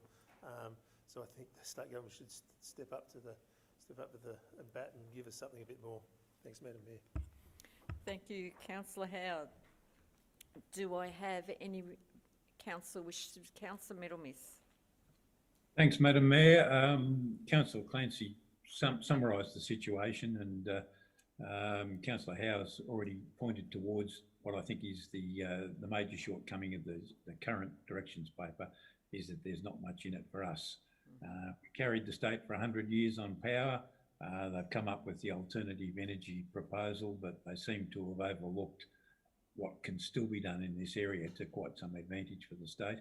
So both councillors have covered it, but yes, our response is more could be done to assist us to assist the state. Thank you. Thank you, Councillor Middlemiss. Do I have another councillor wish to speak to the motion? Nope. Okay, Councillor Clancy, do you wish to close? Thank you to my colleagues for speaking to that. And I think, Councillor Middlemas, you're 100% correct. It's about what we can continue to do for the state. And while we put our submission in and say, hey, what about us? I think there's a little bit more that we can do. It's also about what we can do for the state. And that's what we've been doing and is what we can continue to do. We've actually so resourceful in this area that we can solve those problems that the state currently has. We have the know-how, we have the workforce and the knowledge and the skilled expertise down here that we can look to the government and say, come and talk to us because we have a bit of an idea on how energy is run and transmitted. So it's a good submission, and thank you to my colleagues for speaking on it. Thank you, Councillor Clancy. We've had speakers, so I'll put the motion to the vote. Councillor Middlemiss, Councillor O'Callaghan, Councillor Lunn, Councillor Clancy, Councillor Orr, Councillor Howell, Councillor Ferguson and myself. I declare the motion carried unanimously. Item 15.1, I note you. Madam Mayor, I'm just wondering, as we've just passed 8 o'clock and we've been going a couple of hours, whether we might just have a short recess and a comfort break, councillors. Well, I've got a Councillor big Middlemas? thumbs up there. So You happy to second me on that one? right, no worries. Thank you. We will just have a break for 5 minutes, so we'll be back at 15:15.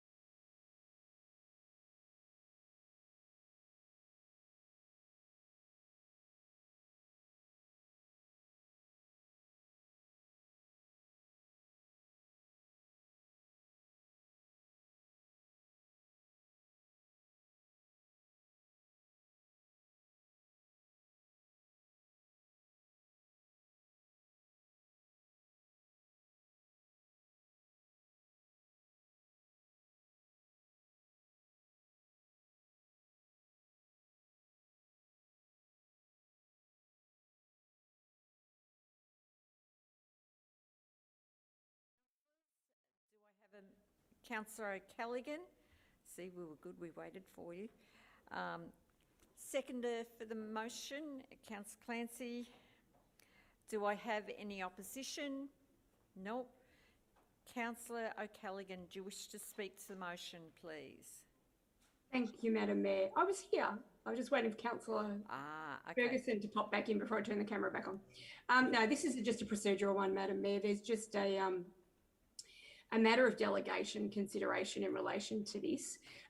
This isn't a matter of additional expenditure on the part of Latrobe City. These have already been budgeted for, but the external organisations that have now provided funding to the project will push us potentially up out of delegation in relation to this. So the CEO being able to sequence the project in a reasonable and concise way is better enhanced by us considering a flexibility around his delegation, specifically related to these projects, which are fully funded and are consistent with decisions already taken by council. So on that basis, it's pretty much procedural. Thank you, Madam Mayor.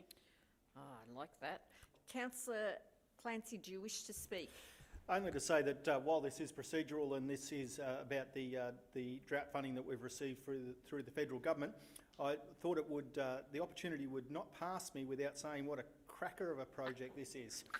And while we just have a procedural thing here to increase the delegations, I just wanted to say that this is going to mean a lot to the Glengarry community, and they're certainly looking forward to this happening.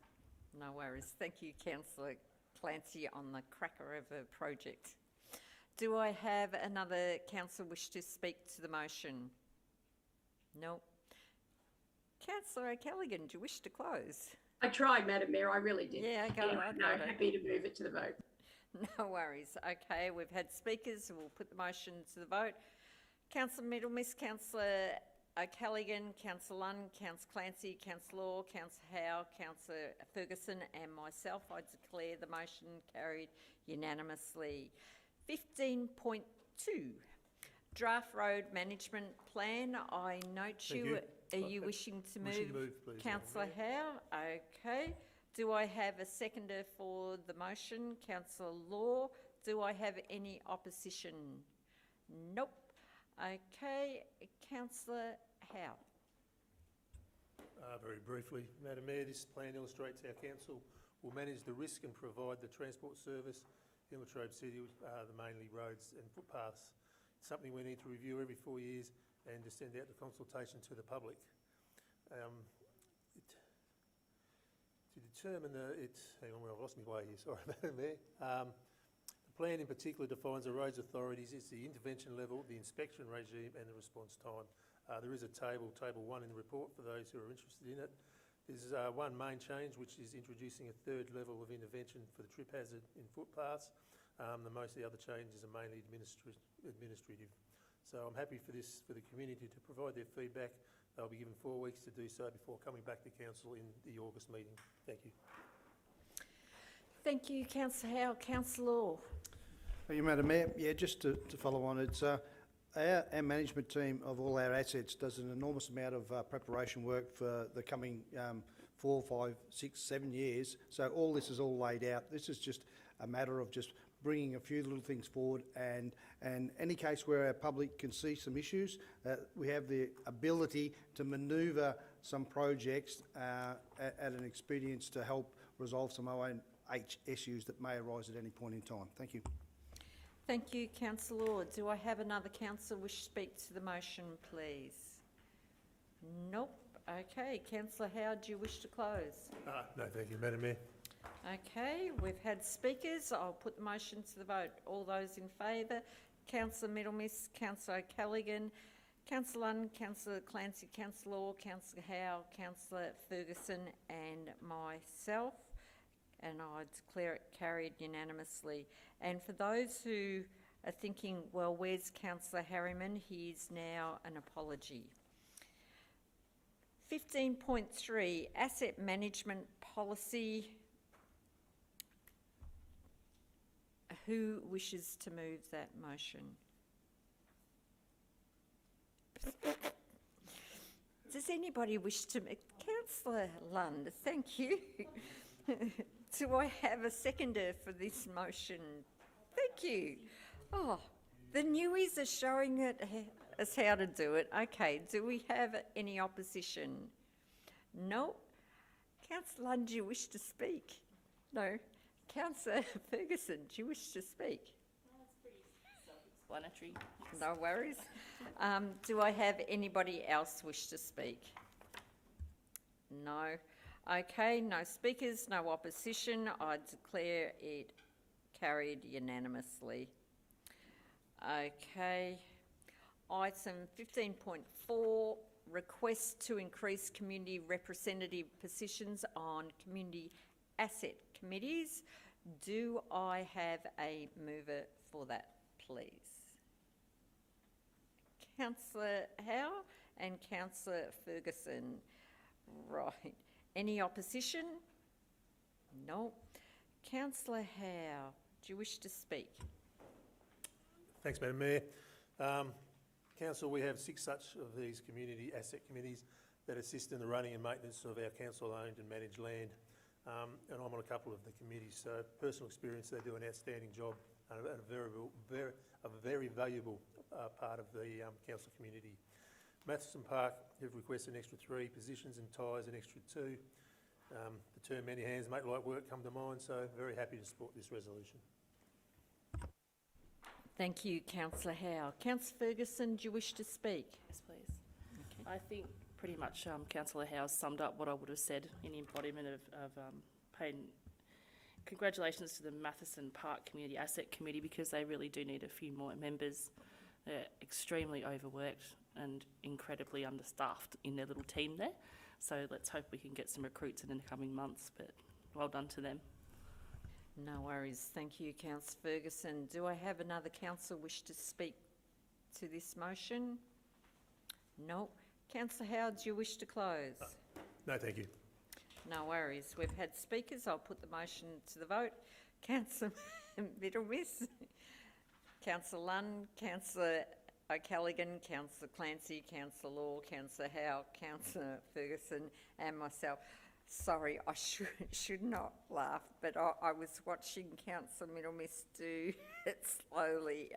Sorry. It's been a long night. Okay, 16.1, establishment of the Latrobe City Community Safety Committee. Do I have a mover for that motion? Yep, happy to move that. Councillor Howe. Right, Right, Councillor Middlemiss. Do I have any opposition? No. Councillor Howe. Thank you, Madam Mayor. As the current chair of the Traralgon CDV Safety Committee, I've seen the benefits that can come from all interested parties working together and sharing their experiences and information. I believe that informing this new group, we can have the same success citywide by providing a consistent approach to community safety. If you have a look, there's about a dozen people represented on the committee. We can run by this for 12 months. We can review this at any time if we feel that the mix isn't quite right. If we want to bring people, different people or groups in, we can on an ad hoc basis as needed. When discussing this idea with the Traralgon CBD Safety Committee, they are 100% behind this, but they still would like to meet in a less formal environment just to discuss issues in Traralgon. What we can do also is if there is a particular safety problem in any part of Latrobe City, is when we can form a subcommittee and then help them deal with the specific problems. So happy to support this. Thank you.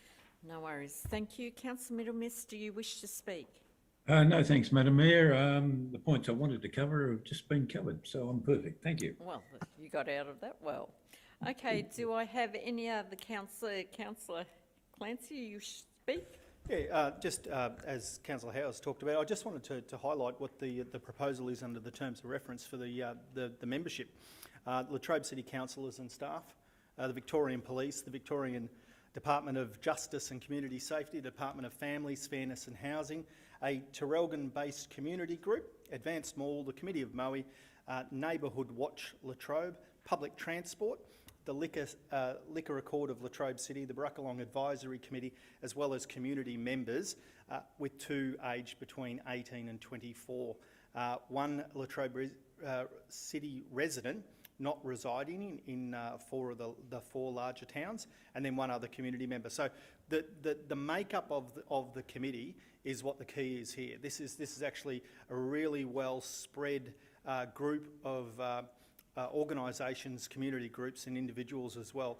And this is going to bring the informed nature that we need to actually, move forward with these sort of things. And as Councillor Howe's talked about before, the CBD Safety Committee has worked really, really well. And this will continue on that work across the city-wide.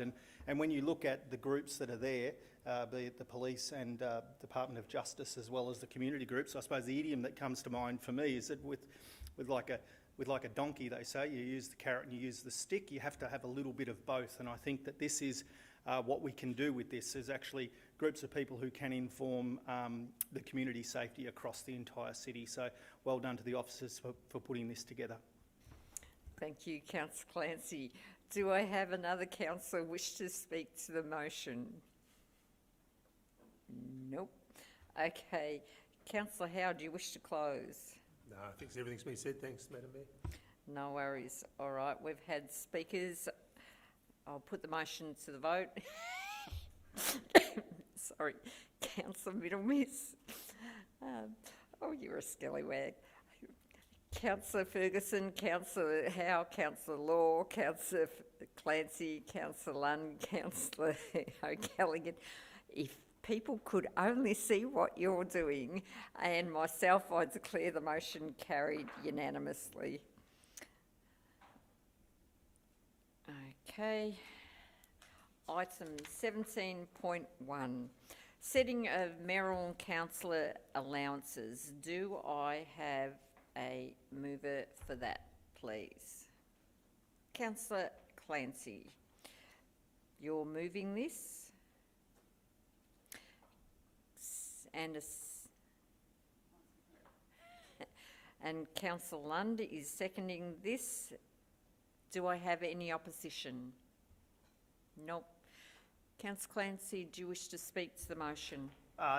Not necessarily to the motion, but at the start of the meeting you asked about conflicts of interest. This is one area that we don't have a conflict of interest in under the Local Government Act. We can vote on this. So the community are always interested in the amount of money, the amount of people that say to me, oh, the big bucks you must be on as a councillor for the hours that you do.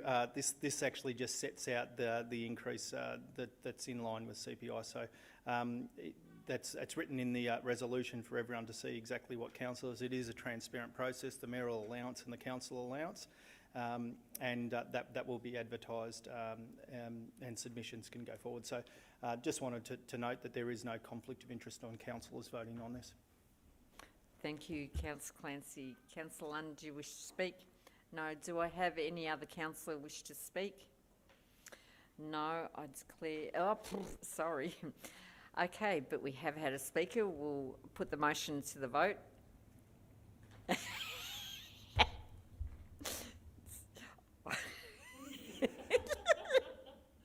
Oh, you're a man. You two are bandits, all right. Councillor Minimus, Councillor O'Callaghan, Councillor Lund, Councillor Clancy, Councillor Law, Councillor Howe, Councillor Ferguson and myself.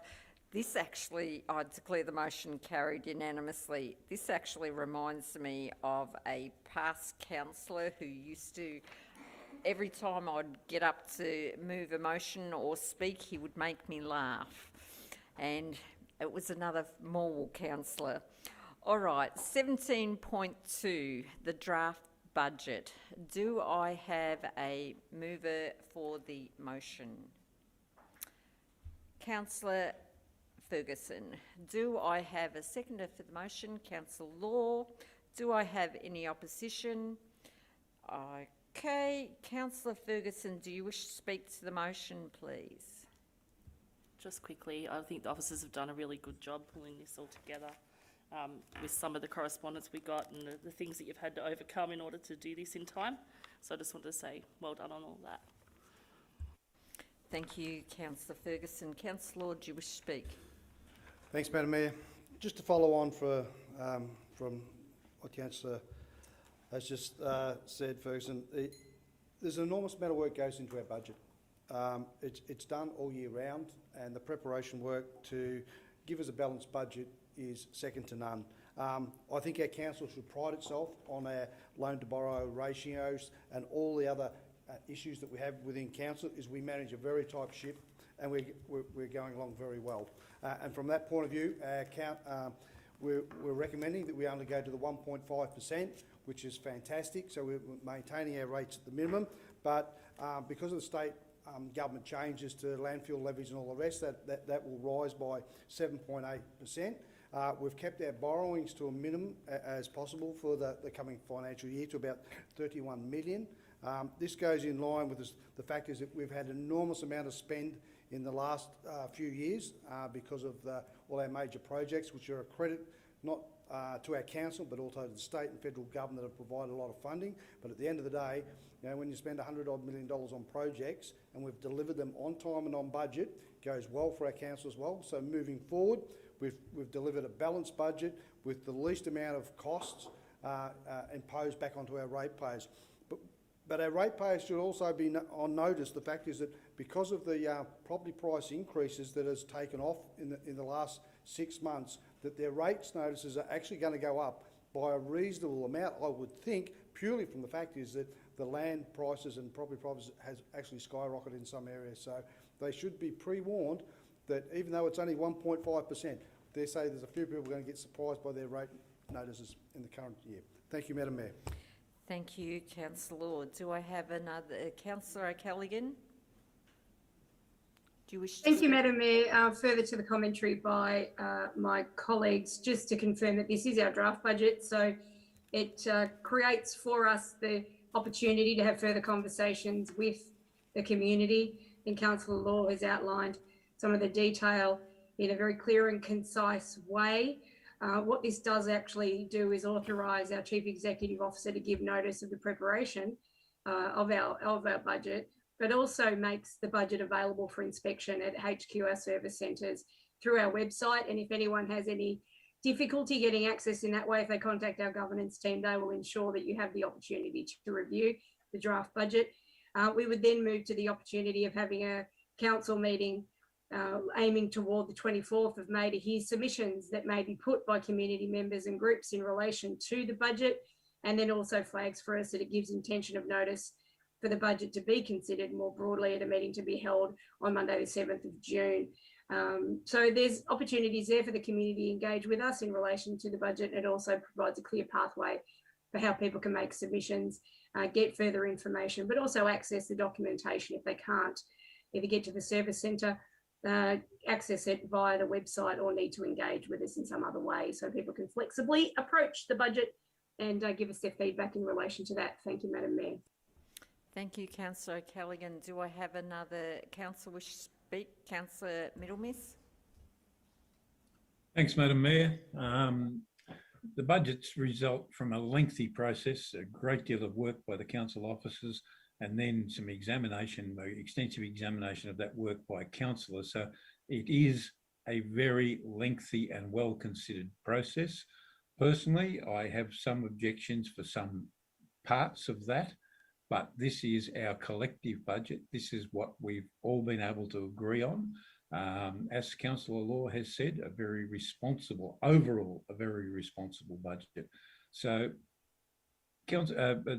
our ratepayers need to understand that the the gifts from the state and federal government of the infrastructure improvements, particularly around recreation areas that came as a result of Hazelwood, come with an onward operating cost. We've had to absorb that. They come with additional costs to complete the construction. We've had to absorb that.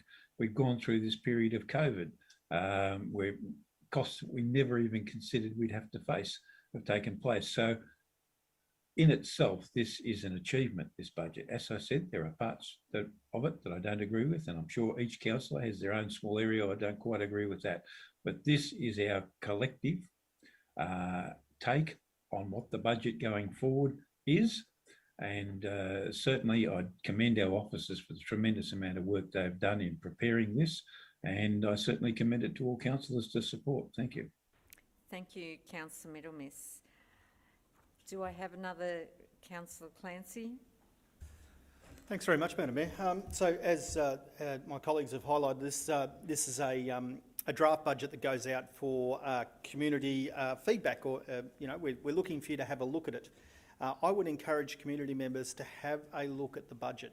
One of the things that we hear as councillors all the time is that, why have you made that decision? Why are you spending that money? What's prompted this? This is the opportunity. This is that period of time where you get to have a look at this. Now, it is 111 pages long. I wouldn't expect everyone to read it from cover to cover, but some people may want to do that. But what I would do is I would encourage you to have a look at the parts that affect you and your family and your community group. If it's the fees and charges, whether it be that you use the sauna at the aquatic centre, or whether you hire a hall for your community group, whether it's family services, whether it's the parks and gardens that need more money spent in the frequency of mowing that we have. This is an opportunity for you to have a look at those fees and charges, to have a look at the amount of money that we are spending in each part of council, and then make a submission to that budget which we listen to. So a real opportunity. If you have a direct interest in your community and you are actively involved in your community, then have a look at the budget. This is where we decide how we spend that. Councillors make these decisions because we're informed by our community. We represent the community and we are informed by them, and that's how we make our decisions. So take a little bit of an interest in the part of your life that you are connected to council, and have a look at what that costs, and then give us that feedback. We really would encourage people to have a look at the budget and sift through that 111 pages and find the bit that interests you, and then make a submission. Thank you very much, Madam Mayor. Thank you, Councillor Clancy. And 111 pages is nothing compared to our agendas. Now, any other councillor wish to speak to the motion? No. Councillor Ferguson, do you wish to close? No, that's fine, thank you. No worries. We have had speakers, so I'll put the motion to the vote. All those in favour: Councillor Middlemiss, Councillor O'Callaghan, Councillor Lunn, Councillor Clancy, Councillor Orr, Councillor Howe, Councillor Ferguson and myself. I declare the motion carried unanimously. Right.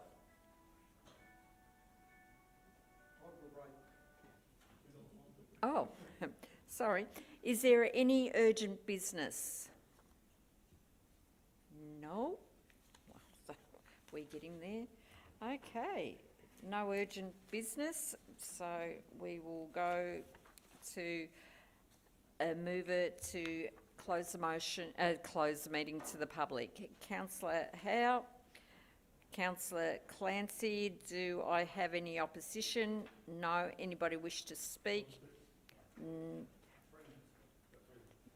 Anybody wish to speak to the motion? I declare the motion carried unanimously, and thank everybody who have been watching us tonight. Thank you for taking the time and patience to listen to us, and we will see you at the next council meeting next month. Thank you. And off. Yep, thank you.